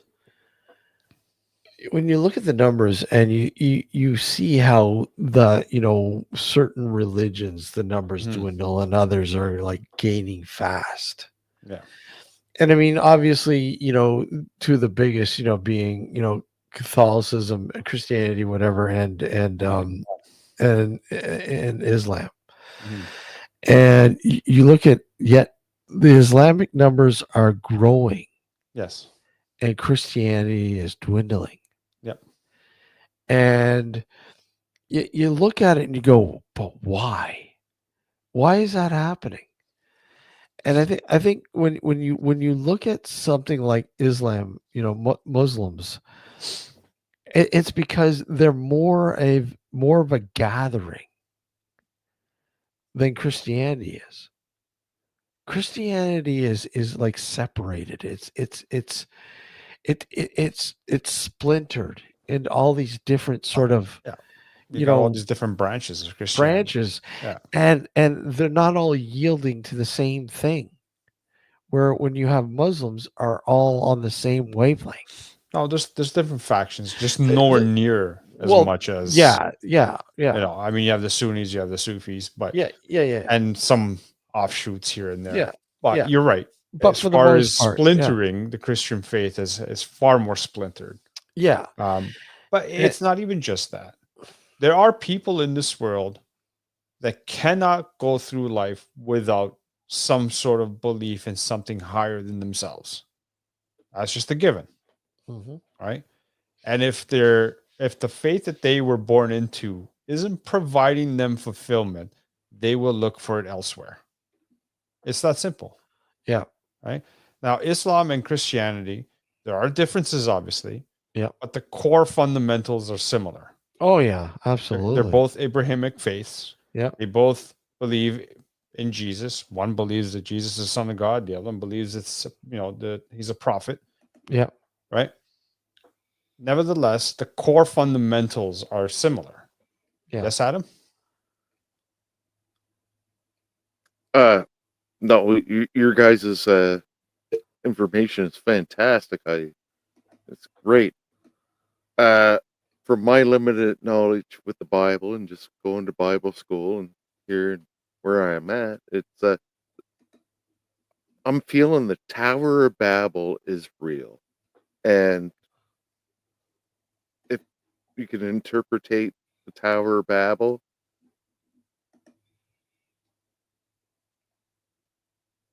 Yeah. The collapse of human. Yeah. Yeah. Yeah. The splintering of everything, right? Yeah. That's you're not far off. And Adam, correct me if I'm wrong. I was never really that religious in my life. A Yeah. lot, and this is part of the other issue I had with religion as well. The Bible, on the one hand, you have people saying that it's allegorical, and on the other hand, some people in the Christian faith take it to heart Mm-hmm. and say that this is it, Yeah. as is Mm-hmm. is the word of God. So you have right there within the same sort of stream of faith, Christianity, you have two splintering faction, diametrically opposing factors. One is saying it's allegorical, one is saying it's literal, and you can't have it both ways. You just can't. No. You know what I mean? It's either one or the other. You can't have your cake and eat it too, kind of deal, right? So you can't tell me that the flood and Noah's Ark really happened when we have yet to find find any evidence. You can't tell me that the planet or Earth is only 6,000 years old when we have proof of otherwise. You know what I'm saying? There's so much out there that disproves the Bible on a literal sense. Mhm. You can use it allegorically. You can use it as a means to teach you, certain ways to live your life, Yeah. certain paths. But don't go telling me that this is literal, because that's a Mhm. bunch of horse shit. Yep. It was written by man. Mhm. Man's fallible. Man's Very prone to fallible, yep. delusion. Man's prone to a bunch of different things. You cannot tell me that this is literal. And I mean, people don't take into people don't take into consideration too that I mean, the slang, the Yeah. language, Yeah. it has changed over the That- hundreds of thousands of years. Yeah. That and the fact that it got translated from its Yeah, original source. translated over and over and over and over again. And I mean, when you look at something that was dated around the same time, the Dead Sea Scrolls, and how they're translated, they're only translated, pretty much from the actual scrolls themselves, tell you a totally different story. Mm. Just literally giving you a sort of day-to-day life, what life was like on a basic human sort of level. Yeah. There's so many things you can argue about that. I mean, it's 12 apostles. Not all of them are in the Bible. What gives it that? Aren't they supposed to be all, all the people, 12 apostles are supposed to be doing their writings about Jesus' teachings? Why aren't they all there? Stephen Did thinks the Three Musketeers really get along? Yeah. Stephen thinks that the Egyptians found the pyramids, didn't build them. What do you think about that? No, I don't know enough about that. I mean, well, the pyramids are all different ball game. Obviously, that's a whole different sort of thing. But yeah, there's some unique things about the pyramids that make you wonder. Didn't they just find, or was this all horse shit? Didn't they just find something with one of the pyramids having like subterranean levels? Correct me if I'm wrong. No, you're right. You're right. You're right. You're Yeah. right. I didn't read too much into it. I just sort of saw the headline. No, you're right. If you study Egyptology, you find that the answer is starting point. Imhotep. Yeah. The starting point. Yeah. Yeah. I mean, yeah, it's just, it's really a fascinating thing when you read all that. It's just incredible. There's so many myths and legends behind the actual sort of Just going to refill. yeah construction of the pyramids. But yeah, that's a whole different, that's a show in itself, talking about the pyramids and how they were built, and theories and fact and fiction and fable. I mean, there's a lot out there. It's just incredibly it's a whole universe in itself. Egyptology? Yeah. Yeah, I mean, it's fascinating. It is, but it's also very complex. Very complex. Yeah. Very complex. It's just incredibly complex. So many things about so many, cultures, Egyptians and the Mayans and the Aztecs. I mean, and with the Egyptians, it also differs from dynasty to dynasty too. yeah, dynasty to dynasty. And then when you look at, say, the first peoples of North America were found in, I think they said roughly about 13,000 years ago. 13,000 years ago. And but there is no real remains that give us that sort of truth, if you will. Steve, can I jump up on it very quick with Yep. the Yeah, thought go on ahead. that one? Go ahead. Speaking about Egypt, house cats never really been documented until somebody wrote it on a sand wall in Egypt. But house cats and snakes same same eyes, and it's the only animal and the reptile that share those eyes. What happened in Egypt that somebody mixed those two up? And Hmm. How do you get a snake and a cat to mate? I know. That's the question. I know. That's just crazy. But I mean, Or maybe are you talking about like maybe a scientific experiment, which is not out of the realm of possibility, I guess. quite possibly. Yeah. You never know. I'm quite sure the scientific experiment is nowadays the Hey, only Melissa. two animals and reptiles that have Yeah. those snake eyes. This is a house cat and a snake. Even Mm-hmm. lions, cheetahs, panthers out there in the wild don't have those house cats and snakes. And it came from Egypt. What were they cooking up over there? Oh, who knows?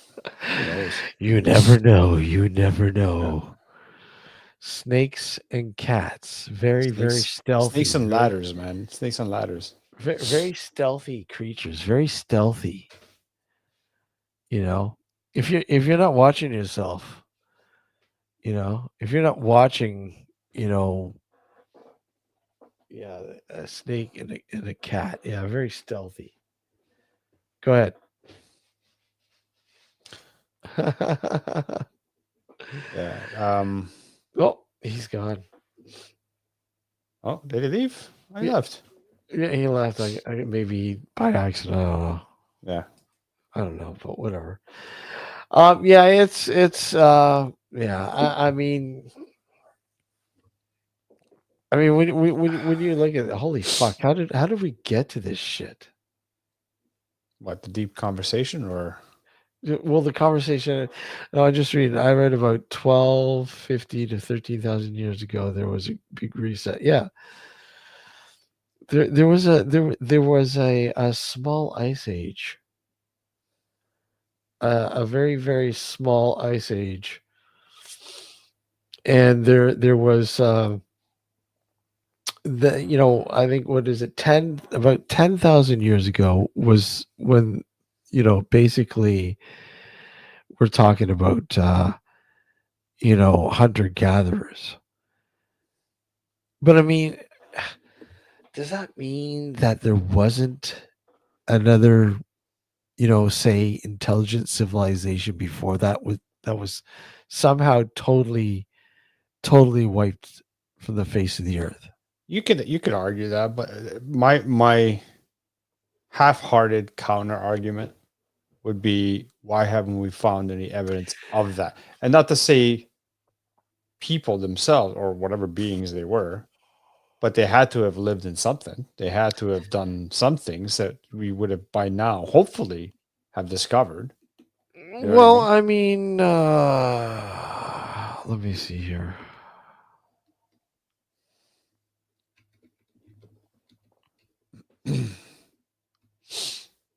Let me see if I can find I noticed you used a clickbait title again on this one.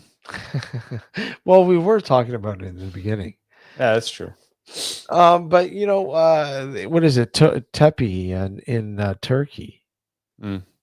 right? Which is they have basically, and that's not even the oldest. There's another part not too far from Tepe in Turkey where they've unearthed, and they quite literally say that as at a point, I think they said about 13,000 to 13,500 years ago, roughly. And then when you look at the structure and you go, this is at a point when humanity, Homo sapiens, were at maybe a hunter gatherer intelligence. Mm-hmm. And there was absolutely no way that these people could have built this city that's being uncovered. Right? I mean, it doesn't make sense that this has been uncovered, and there's no explanation as to the intelligence of people. Just it doesn't make sense, other than something else must have helped them build this. But who? And that is the biggest question right there. I mean, obviously history, there are massive amounts of holes in it. Mm, And I mean, we're only going by what we have found so far, exactly. right? Right. What we have found. And yeah, there are theories, there's speculation, but that doesn't mean it's true. But I mean, it literally fills in those holes, right? But I mean, that doesn't mean there isn't going to be a point where when we do find something, and we have found stuff that has questioned history over and over again, right? Yeah. This is what I'm waiting for. I'm waiting for evidence of that, because imagine this. Imagine the human race gets wiped off the face of the planet. Yeah. Something catastrophic happens. We get wiped out like the dinosaurs. Yeah. We have so much infrastructure around the world that any subsequent species, for lack of a better term, Yeah. that inhabits the earth after is bound to find something at some point. Right? It may not Yeah. happen immediately, obviously, because God knows how long it would take for a new species to emerge. Yeah. Number one. But because there's so much structure to our cities and our countries or what have you, they're bound to find something at some point, right? And that's what I'm waiting for here in the now. I'm not suggesting that there hasn't been a prior species that were intelligent, but Yeah. I would hope that by now we would have found something, or we're on the cusp of finding something, because that would be fantastic. Yeah. Yeah. So basically, okay, so here we go. I'm looking at the this goal lepi tepi. I can never say it properly. What? Who? This Galepi Tepe, which is in Turkey. This is Mm. the settlement that I was telling you about. So they're basically saying it's dated back to between 9,500 BC Right. to 8,000 BC. Which is not that far back. I mean, there's early settlements found in Egypt around the Nile, 11,000 BCE. Right. Right. And again, in that area, there's supposed to only have been hunter and gatherers. Right. In the Nile? No, not Nile, in this area Oh, okay. in Turkey. So okay, hold on. I'm just looking at it. So basically, the first phase of this settlement was built about 10,000, the 10th millennium BC. So 10,000 BC, really. Mhm. Roughly. And they don't understand the structure. Have you ever seen the structures there? I don't think I have. No. Here, I'll show you. I'll bring some up. I don't think I've even ever heard of this. Okay, so here's some of the structures. Yeah, I'll just share with you. All right.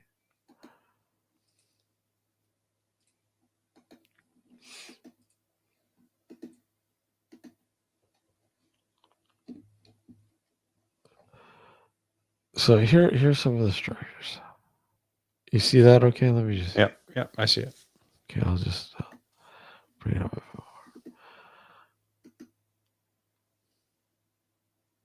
Kind of like Stonehenge.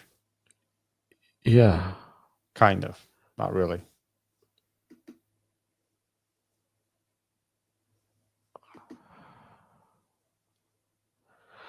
And portions of this are actually they've put a like literally have built over it to preserve it, right?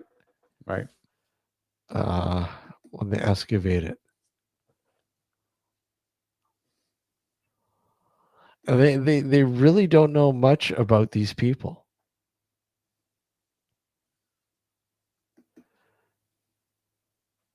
At least not yet, anyway. No.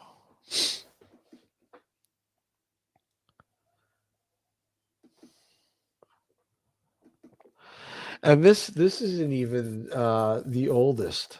Like I said, they literally see they put the cover Mm-hmm. literally over where they've started excavating.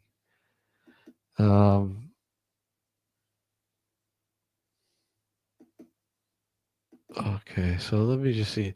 That's not even like the oldest. The oldest settlement. Where is it? It was no, right here.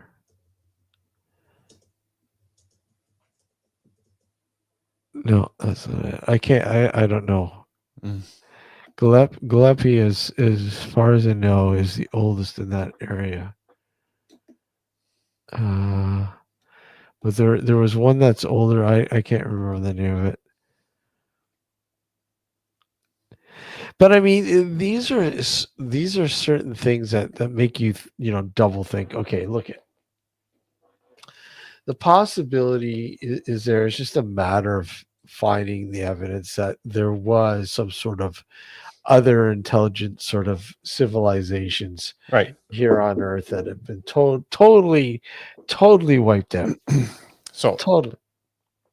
and that's what I'm hoping that will happen Yeah. soon. Yeah. The problem with what's been discovered so far is this. Take a look at our civilization now. Yeah. Okay. We consider ourselves fairly modern, fairly advanced, but Yeah. Mm-hmm. in the grand scheme of things, we probably are nowhere near where we can achieve. No. But yet we've designed, built structures out of steel, metal, other type of metal, concrete, stone, and what have you. Yeah. What's being dug up in places like Turkey and in Egypt are stone structures, Mm-hmm. pure and pure stone structures. Mm-hmm. Nothing indicates that these civilizations were that advanced to the point where they can mix materials to form something other than what it is. You follow what I'm saying? Absolutely. Like there's But no concrete, for example. no, It's there may stone. not be. But Right? do No, but you my point is this: Mhm. a modern civilization, Yeah. will always tend to go towards building things that are faster, Mm-hmm. easier, and last long. Maybe not as long as stone structures, but long enough. You know the old adage: "Work Yeah. smarter, not harder." Right? Yeah. Yeah. Imagine building the pyramids. How long that would have taken? Mm-hmm. It takes nowhere near that long to build a skyscraper. No. You follow what I'm saying? This is what Oh, I'm yeah. saying. So an advanced civilization would have had mega structures similar to what we have today, if not slightly more advanced than what we have today. But yet what we dug up is primitive indications of civilizations is what I'm getting at basically. Well, it's Right? like it's like saying, do you believe there was dinosaurs? Yes. There's evidence. Now, oh, sure, there's evidence, but Yeah. I mean, think about it. Think about how life would have been like with dinosaurs around. This is 67 million years ago. I know, but think Right. about it. Oh, it would have Think been about it. completely different. I know. Think about how crazy that would have been if Yeah. dinosaurs had survived. Oh, I know. Well, I don't think Do- we would have been as far advanced as we are now if dinosaurs survived. No, but I mean, a cycle. I mean, a cycle. They were around, millions of years ago, Yeah. but they're literally completely wiped off the face of the earth, Yes. right? By a cataclysm. Yes. Yeah. So who's not to say that that could have happened to an advanced civilization No, as no, well? no. I get what you're saying, Steve. That's Yeah. not what I'm getting at. No, What I I'm know. getting at I is know. I know what yeah. you're saying is. I mean, we have to look at the time span of Yeah. the earth. Oh yeah. Right. Of course. I mean, what are we saying? 5 billion years, something like that. The Earth age is around that. Yeah, I think Earth so. age is. Yeah. So you think, we've been around on the earth for, A drop in the bucket. exactly. Yeah. So who's to say that there Yeah. wasn't a civilization here long ago when, Yep. when things became inhabitable, or at Yep. least to carbon based, if you will. I completely agree with that. The only thing I disagree, not with what you're saying, the only thing that I disagree is with what's being said out there in the interwebs, Yeah. if I may call it that, not whatever. Yeah. Is that what's being discovered in Egypt, for example, with the pyramids and whatever, that these were built by or assisted by aliens. You're talking about a species that can travel intergalactically, and they're going to build a structure made of stone. Yeah. Why? That's my question. Why? Maybe that's all that they could work with here. Who knows? I don't know. Bullshit. If they can build a fucking spaceship that can travel Sure. intergalactically, I'm Sure. sure they can find a way to build something similar to what they have in their Absolutely. planet. Yeah, sure. But I mean, how do we know? And yeah, the only way we're ever going to know that if there's signs of it. Right. But I mean, again, because the Earth has gone through so many transitions, hmm don't you think that quite possibly those after so many years have literally fused into the being of the Earth, like literally, What do you mean like fused?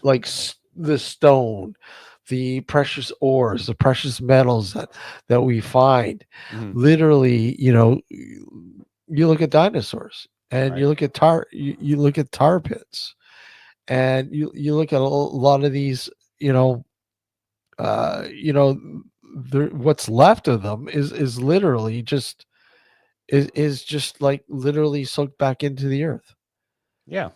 right? Yeah. So I mean, the only reason why like places like the pyramids are being preserved are quite simply that, because now we've taken, after so many years, we've taken an interest in that. We need to preserve that sort of history, Of because course. Of right. course. But that wasn't my argument though. No, I'm not saying Yeah. it is your argument, but, Yeah. but what I'm saying is like, there's going to come a time when we're not going to be able to, withstand a major sort of Mhm. event here, Right. that would literally destroy all of that. Yeah. For sure. And again, say, hey, a great reset. Say a fucking asteroid hits us, Mhm. and that's it. Poof, we've been wiped out. Who's to say there would be any remains? Oh, there probably wouldn't be. Or there'd be No. remains of structures to some degree, but over time those will crumble as well. Yeah. Right. But even still, you find some kind of indication of a city. Mhm. Right. Not everything will get wiped out. Right. Like completely wiped out is my point. Right. Yeah. So Mhm. let's say an asteroid hits North America. Yeah. It would literally wipe everybody in North America off, depending on the size of the asteroid, of course.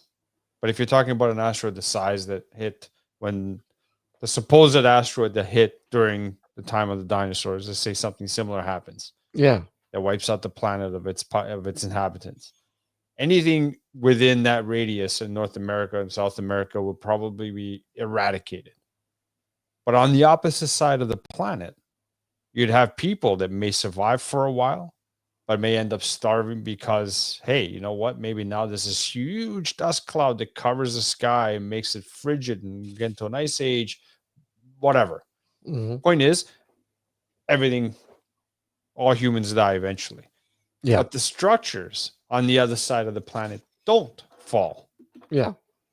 They may crumble over time, but you still have some indication of cities there, is my point.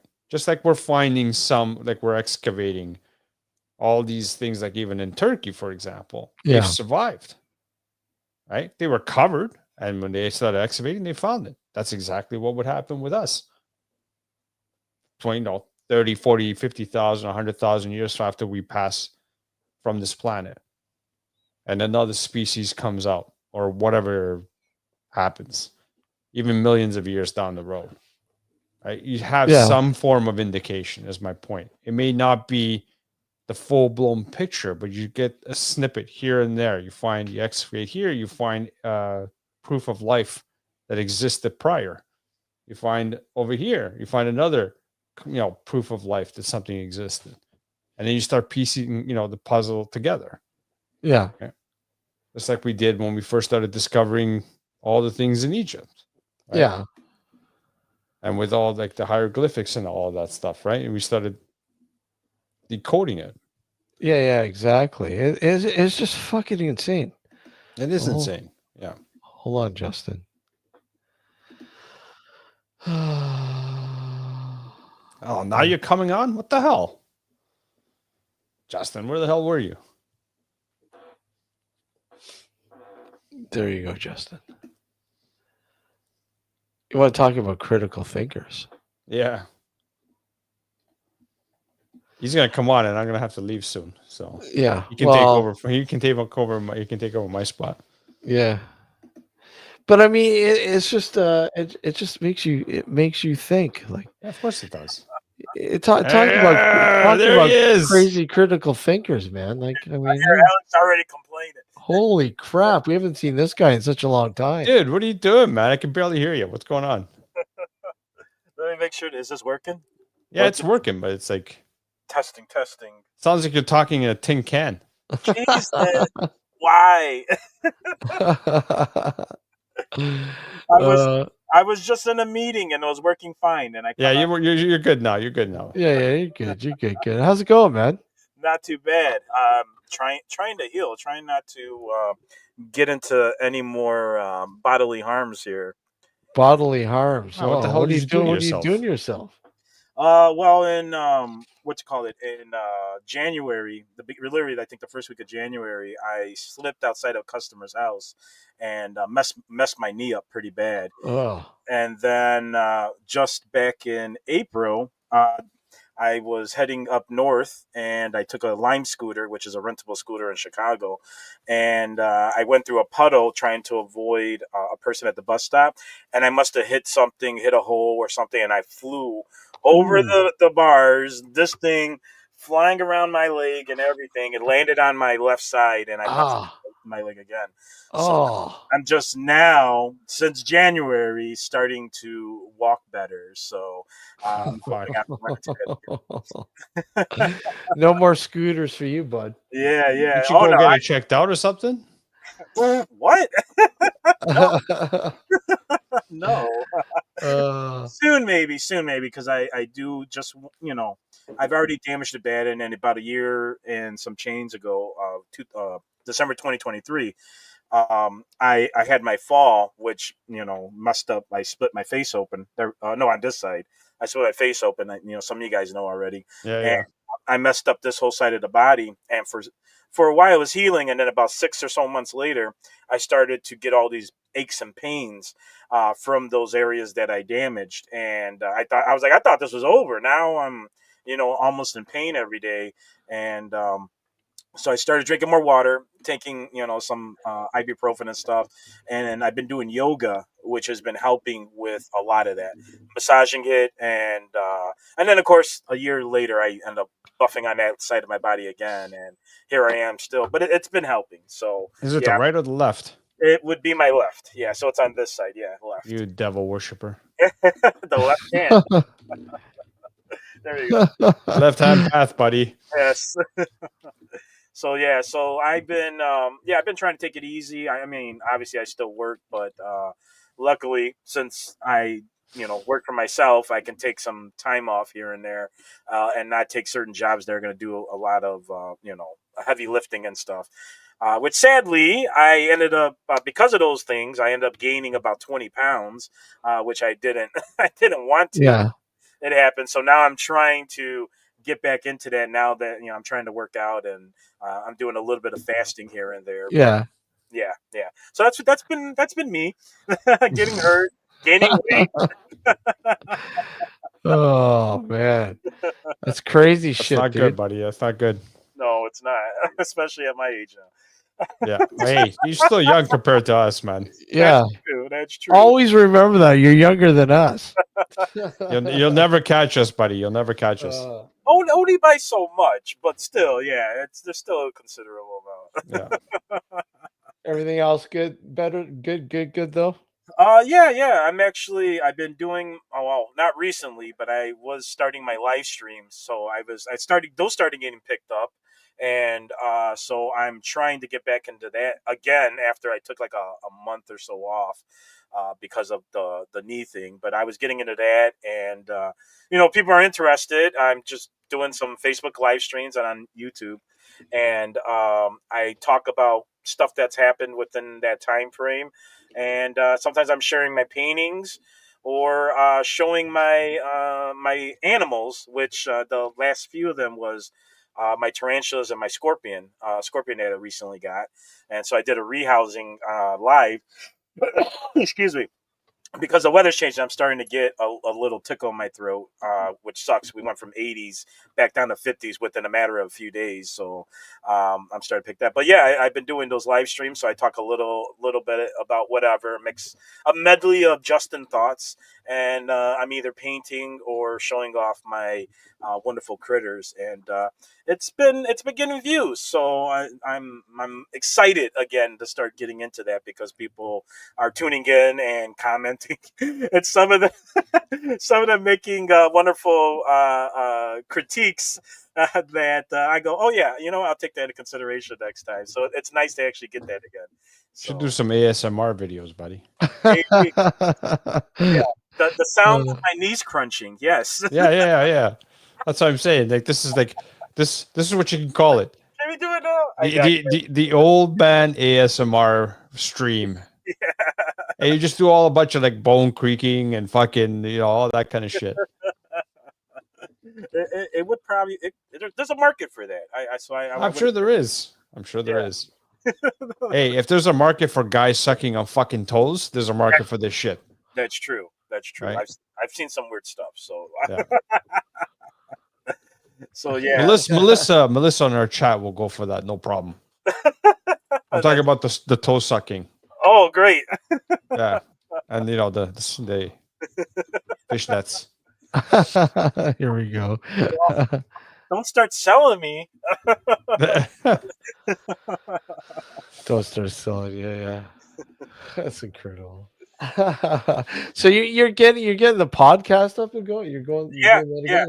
I'm doing live streams. I have an idea of a podcast along with my other ones, but my one that I'm working on right now, I have a guy that I know who's he just moved to I think it's Arizona, and he's becoming a border patrol agent. But he was early 20s, started with the Chicago PD, worked in the jail, and now he just passed his exams and whatever he needs to be a border patrol agent. And so, given the climate of things and him being, what are you talking about? What climate of things? Hey, the things that are people are whining and dining about recently, and so I thought I would get his perspective, especially as a Hispanic, young Hispanic male growing up in Chicago, and in a Hispanic family, and then deciding to be a border patrol agent. We started talking, so I plan on getting that going, and then of course. People are asking me about the paranormal stuff, so I'm like, all right, might as well start getting that organized. And I got a couple guys that I do some gaming with, and they've had some interesting experiences. So I was like, let's do a podcast. So Yeah. now that I'm recovering from my knee, I'm not as grumpy from pain and whatnot. Oh yeah, I become grumpy because every day I wake up and I'm stiff and I'm like, everyone be quiet. Let me just let the body wake up before you start asking questions and telling me to move and stuff. Now that I'm starting to become more mobile, I'm actually gonna get back into that. But I do have Dude, this do is have Steve and I's life every day. Every fucking day. We wake up grumpy. We're fucking grumpy old men, man. Grumpy old man. You've watched that movie, Grumpy Old Men? He's slowly getting into that phase of life slowly. now. I was my mom used to call me Oscar the Grouch, but because I'm not a morning person. But Yeah. as I've gotten older, my patience for Yeah. things have become very slim. So Oh, dude, my fucking patience is out the door, man. and I'm probably more patient than you, but it's funny, that we were me and my wife basically because we're not married, but me and the wife, we were just talking about how grumpy I went. And I just told her, I'm like, you know what, I'm sorry, I've been grumpy lately these past handful of months. I've been in pain, and I had to apologize just because she's like, you're just becoming a big grumpster, and I'm like, what do you expect? I'm in pain. People don't realize that though, Justin. That's the That's thing, true. because No. no one really knows what you're going through on a day-to-day basis, right? True. That is true. And I've had back pains my whole life. Next to her. Yeah. Like I've had back pains my entire life. Yeah. I remember the first time I collapsed because of back pain when I was 10 years old. Jeez, wow. Right. And then, my parents didn't believe me because you're fucking 10. Yeah, I'm like, yeah. okay, so why would they? You're 10, yeah. Yeah. Right, exactly. But the problem with me is that I've always had weak arches. So essentially I had flat feet, and it throws everything out of alignment. Good thing you're not Right. a bottom. A what? Good thing you're not a bottom. Yeah. Anyone gets that. No, I'm not. Anyway, but yeah, so it's like that, and I've had to live with that my entire life. Yeah. Right. And then I don't know how this happened, but at some point I ended up getting arthritis in the middle of my back. Right. Which doesn't allow me to sleep for a long period of time, because I can't even sleep for 8 hours straight because my back will fucking kill me and wake me up. Jesus, yeah. Right. I've been through that before when I hurt my lower back about a decade ago, and it was horrible. Platypus. A platypus. Platypus without the plat. Right. Platypus. Platypus. Oh man. Yeah, it's funny because yeah, I mean you get to that you get to that point in life and you go, holy fuck, man, everything. Well, that's everything. My doctors told me this. When I had my initial collapse, some years ago, he's like, "Listen, you're starting to get to 40, and all these pains you're having now are going to get worse." And sure enough, I'm 38. He's telling me this, and sure enough, about I think 2 months, after November or so, about the beginning of that new year, when I turned 40, I'm 42 now, going on 43, which it still blows my mind because I was a young 25-year-old, I think, when you guys first met me, and here I am. Yeah, holy shit, eh? Almost 20 years ago. Yeah, when I think about that, yeah. Wow. So he told me, and then I went to the eye doctor. There was another thing, another reason why I had to slow down a little bit. I was getting these pains, and my vision starting to blur a little bit, and so I was like, I need to get my eyes checked again. I had it a year ago. New prescription. I have a brand new prescription. We were assuming that it was because of the fall, since I had facial damage that I might have got. They did a bunch of tests. He goes, it could be this. He goes, but you want me to be honest with you, Justin? He goes, I'm 42. You're 42. You're just getting old. And I was like, man, don't say this. Don't. I don't want to hear this right now. So Yeah, so I was getting it was really bad. My eyes, I started getting these headaches by the end of the day. That was another reason why I was in pain. Besides my body, I started getting these headaches, and I'm just like, just everyone relax. Let me just walk in the house. I just got done driving all day. I just need to relax. And sure enough, I thought it was something else, but luckily it was my prescription. Yeah. And my eyes were getting dry. I didn't really. I lived like this for years. Didn't know this was happening to me. That these pains I was having was because my eyes were getting dry and because I was stressing them out. You Yeah. know, and now I found out I had an stigmatism my whole life, but it Yeah. wasn't until recently that it's become an issue. So it's all learning. It's learning my body. I'm like a 16-year-old again, but at 42, just learning about my body and everything, and that everything's falling apart. Hmm. Well, I just found out like 2 years. It's been almost 2 years now. Has it Excuse me. been almost 2 years that I've got a detached retina, Oh God. right? But the thing is, I don't know what happened, but for some odd reason, it's stable. It's held in place with scar tissue. Jeez. All right. Well, that's So good. it's good, but it's like, okay, so like how long can I go with not having to deal with it? Yeah. And it's like, well, the surgeon's like, well, it could last you 10, it could last you 15. You never know, right? But the thing is, once you start seeing fucking darkness, come see us. Yes. Right? Of course, man, because fuck, But I'm talking to him. He's like, telling me about, the surgery and the fucking the the sort of the recovery is worse Yes. than the surgery. That's yeah. Yeah. Yeah. Oh man. Yeah, I'm thinking about getting not just yet. I'm going to see how much I could tolerate this, and I do say tolerate because it's like bothering me that I'm not seeing as clear as I used to. And this was just let's say a year and a half, like prior to that fall, year and a half ago in 2023, I wasn't perfect vision, but I like even now I'm this far away from the computer screen, and it's still a little blurry. It's not as clear, and I Yeah. never had that issue. Even watching pretty girls walk down the street, I can't see them like I used to, and I have the wife like, "Hey, look," and I'm like, "What?"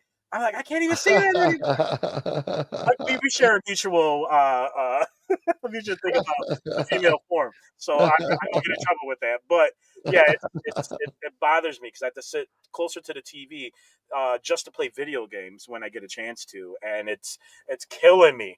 It's killing me because I got to do that, even though it's not like a detrimental thing. But it's just like, oh my god, I miss my vision what I used to have. So maybe I might pony up the couple grand to get the surgery. But they were saying, oh yeah, you're gonna need someone to keep. You're gonna not work for a week.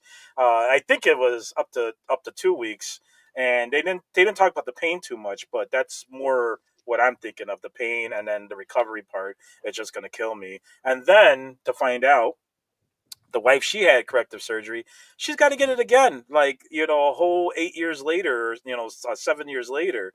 So it's like, do I want to go through Watch all that laser. yeah, she got laser, yeah. Yeah.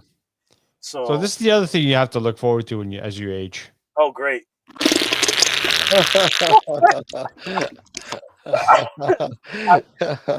I'm taking it by Pfizer now. I hope I don't have that. Oh God. Parts you thought were just air, but were not.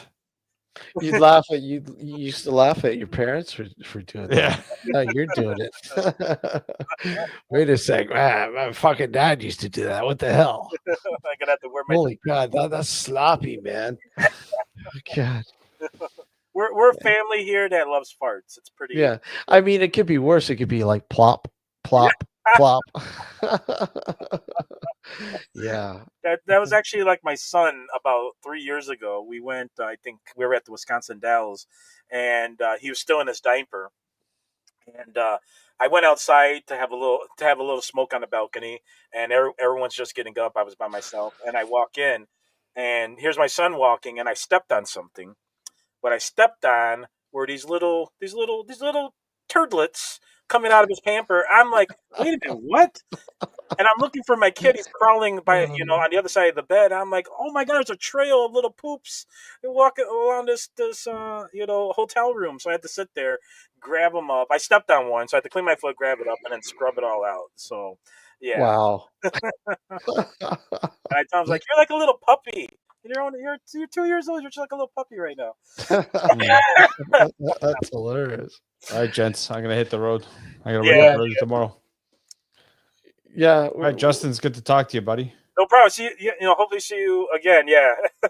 Yeah, well, we got like 9 minutes. 9 minutes. 9 minutes, but we'll definitely have to have Justin on though. Yeah. I was, to be honest, if I didn't have this, I do devotions on Tuesdays. Yeah.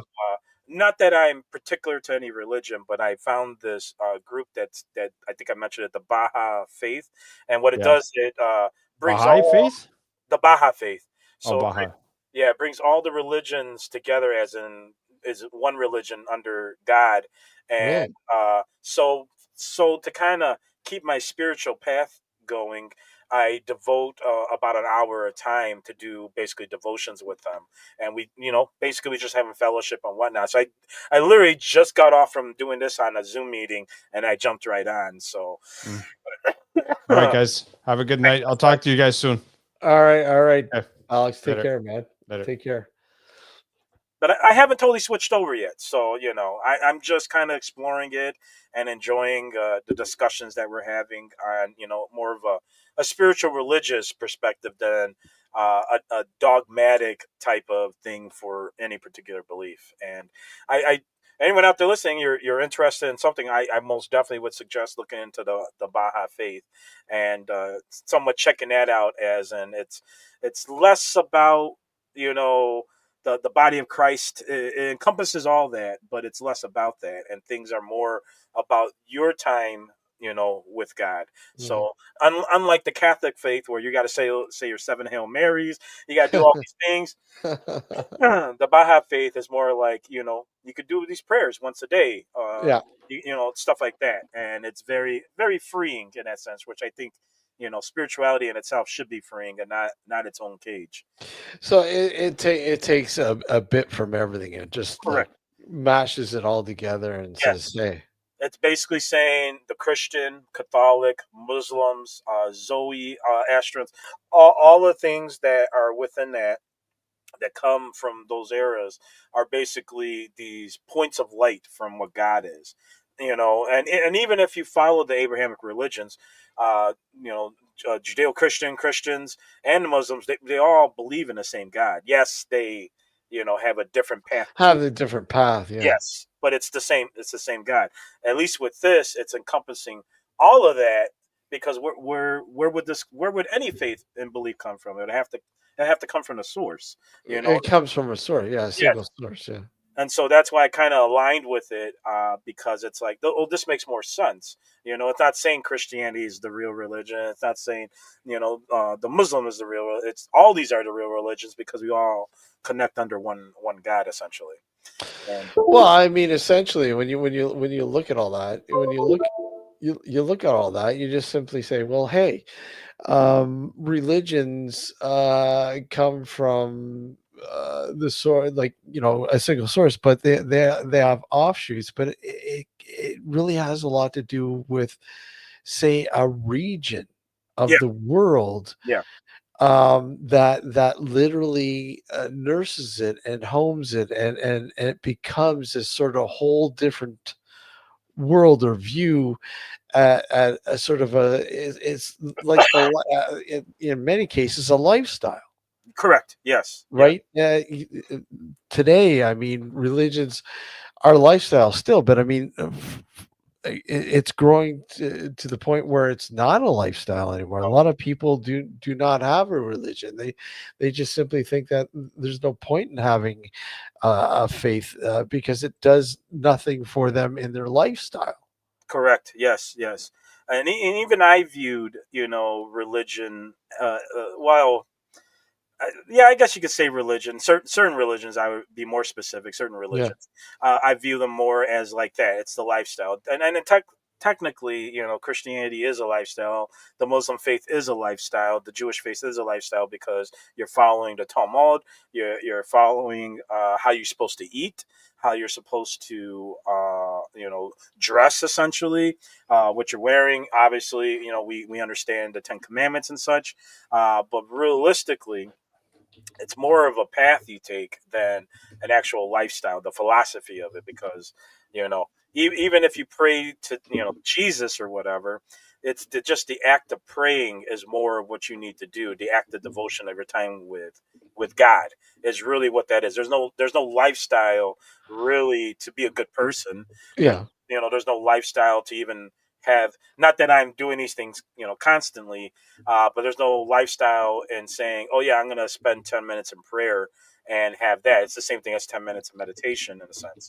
We meditate and we pray, to be honest with you, in various forms that have nothing to do with religion or any spiritual, any single spiritual path. Yeah. But having a spiritual path kind of helps those things. And I think that's why some people they get that bad taste of religion and even spiritual beliefs, because they do see things as like that. It's like, oh, I gotta do it this way, and realistically don't.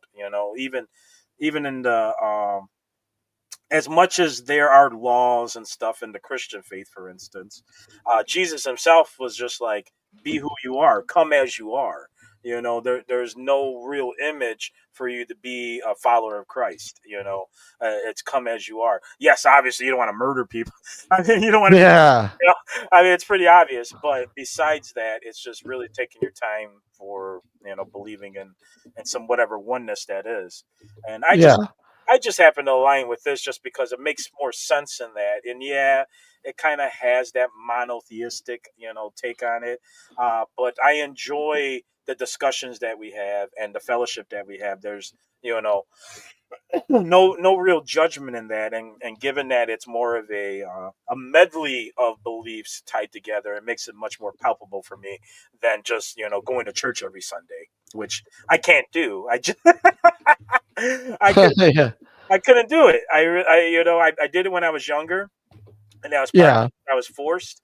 But for me personally, there's no need for church unless I want fellowship, and fellowship you can get anywhere. Technically, even this whatever we would talk here is a Yeah. fellowship. It doesn't have to be about God in specific. It has to be about the fact that we're discussing things together or sharing these thoughts. But but in the case of this, it's obviously we have prayers. I'll go through and find a prayer for the day or something, and just take the time to discuss those ideas. But most definitely, it's not something I'm not looking for a faith per se. Yeah. Uh, I'm not really looking for anything. Actually, the wife was asking me because she's starting to go to church, but she's going to a Christian church.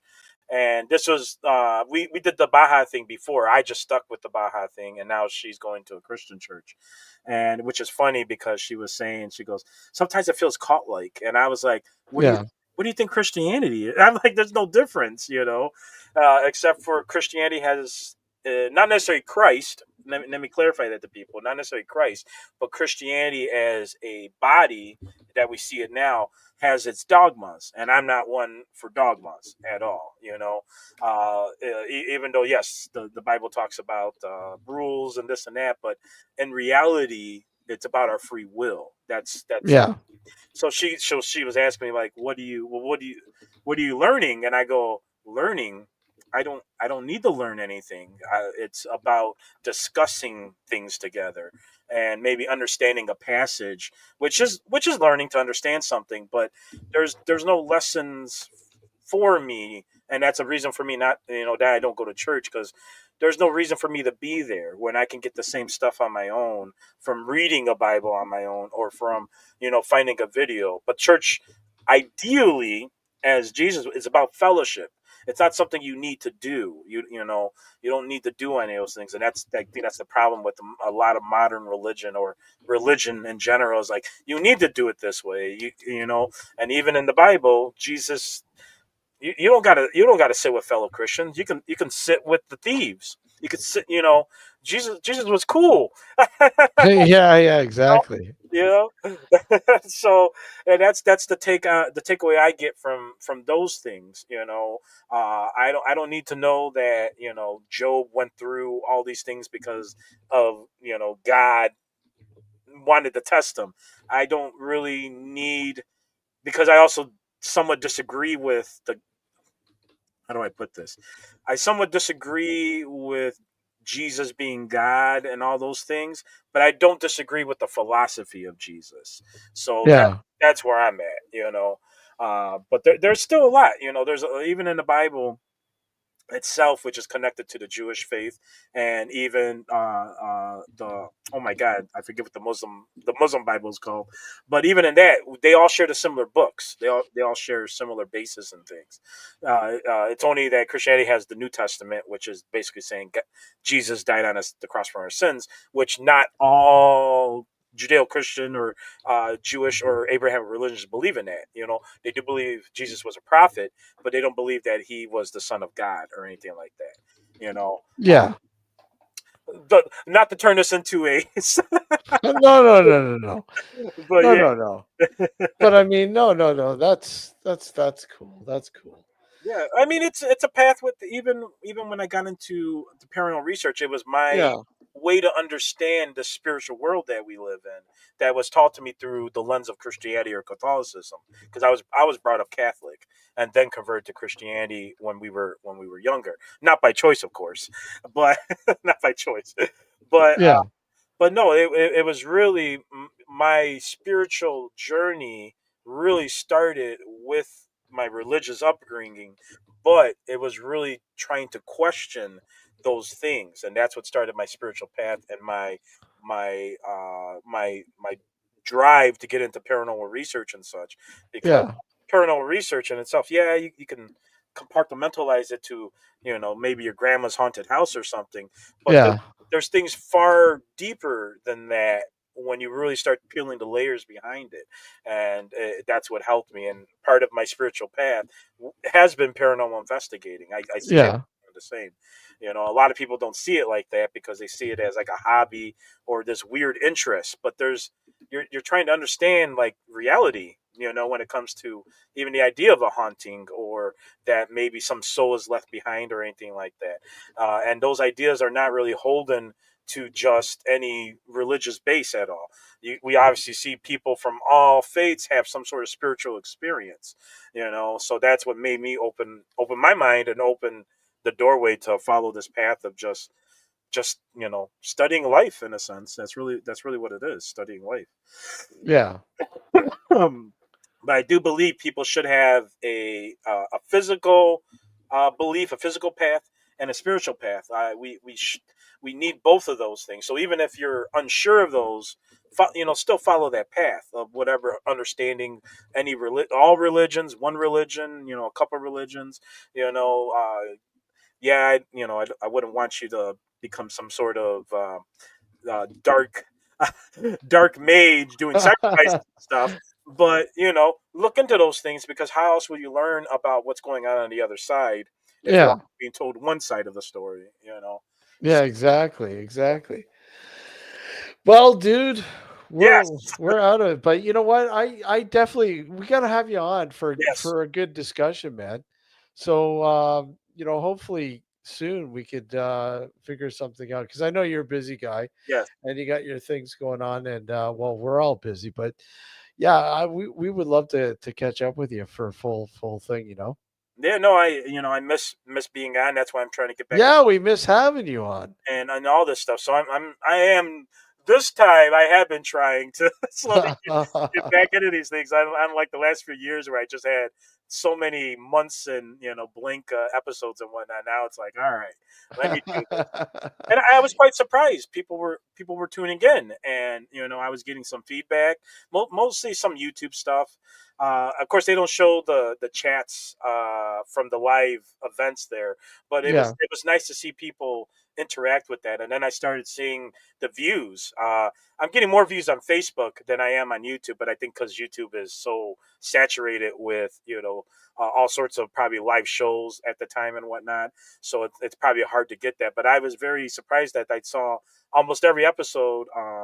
On YouTube alone, I'm getting like 100, almost 200 views. So, and not everyone's tuning in for the full thing, but at least people were staying to actually chime in and whatnot. So it was nice to see that some people are still interested. Oh, I'm sure they will, man. I mean, like obviously, you're definitely, and people who know, from being on the show, and of course, mindset shit. The capacity of intelligence. So I mean, of course, they're gonna So check things out, man. somewhere in there, somewhere in there. Exactly, man. Exactly. But yeah, we'll definitely have to have you on very soon again, Justin, because yeah, we definitely miss you on the show. I appreciate that. I miss you So, guys too. and it's coming up to like fuck. I'm telling you, like holy shit. I was just saying to Alex the other day. Well, it's going to be 10 years on New Visions Radio Oh Network yeah, yeah, that we've been on, but it's going to be 20 fucking years soon. yeah, yeah, yeah. Holy shit, that's Blog Talk insane. ended, right? Yeah, Yeah, back in I was. gone, Yeah, they're gone. gone.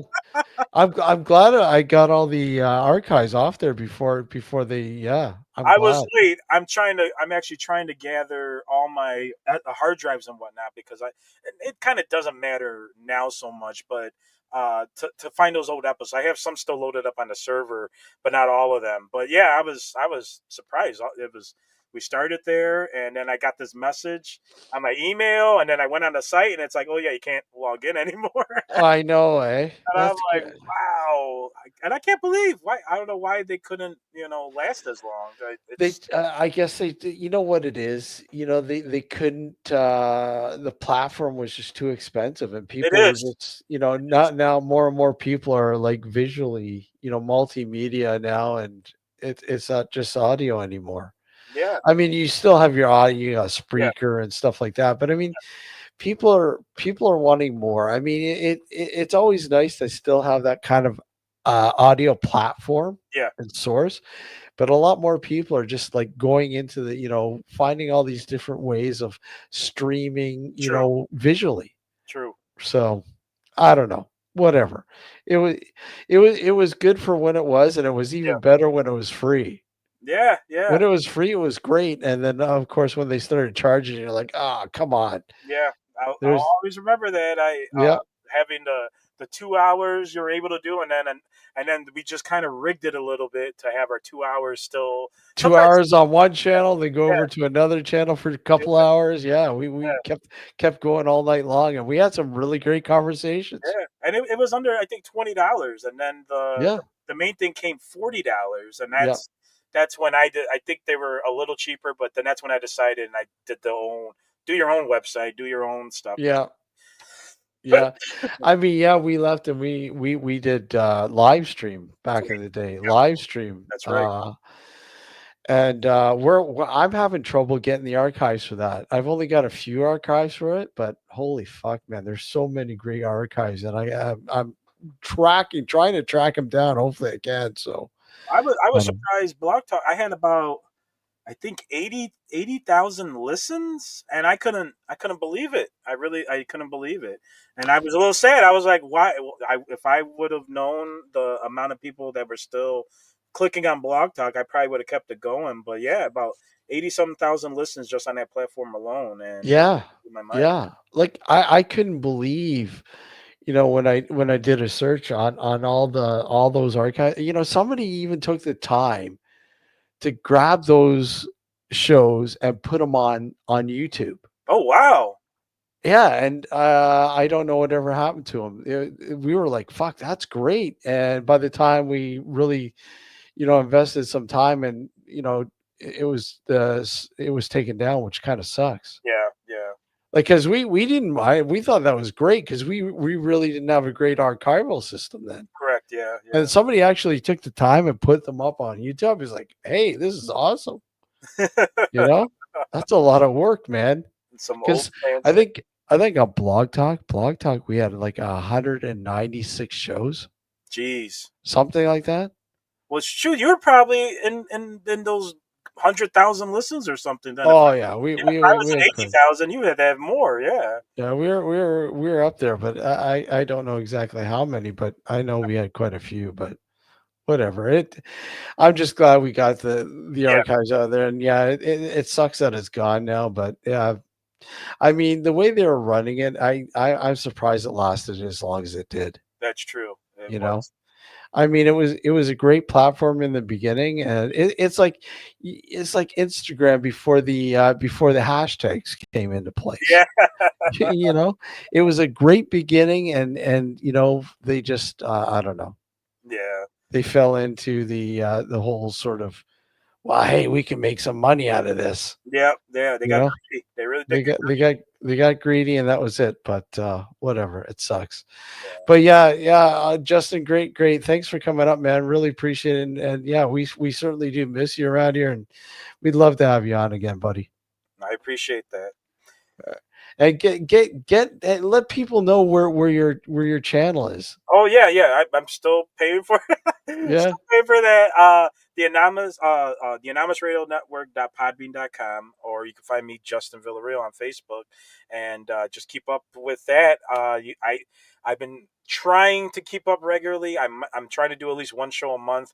But otherwise, just keep up on that, or send me a message. Send me some thoughts that you want me to talk about. Run my mouth out, and I'll do it. So yeah, Anonymous Radio Network.podbean.com. That's where to find everything. Awesome, dude. Thanks. Thanks, guys. Appreciate it. Take care, bud. Good night, all. All right. Good night.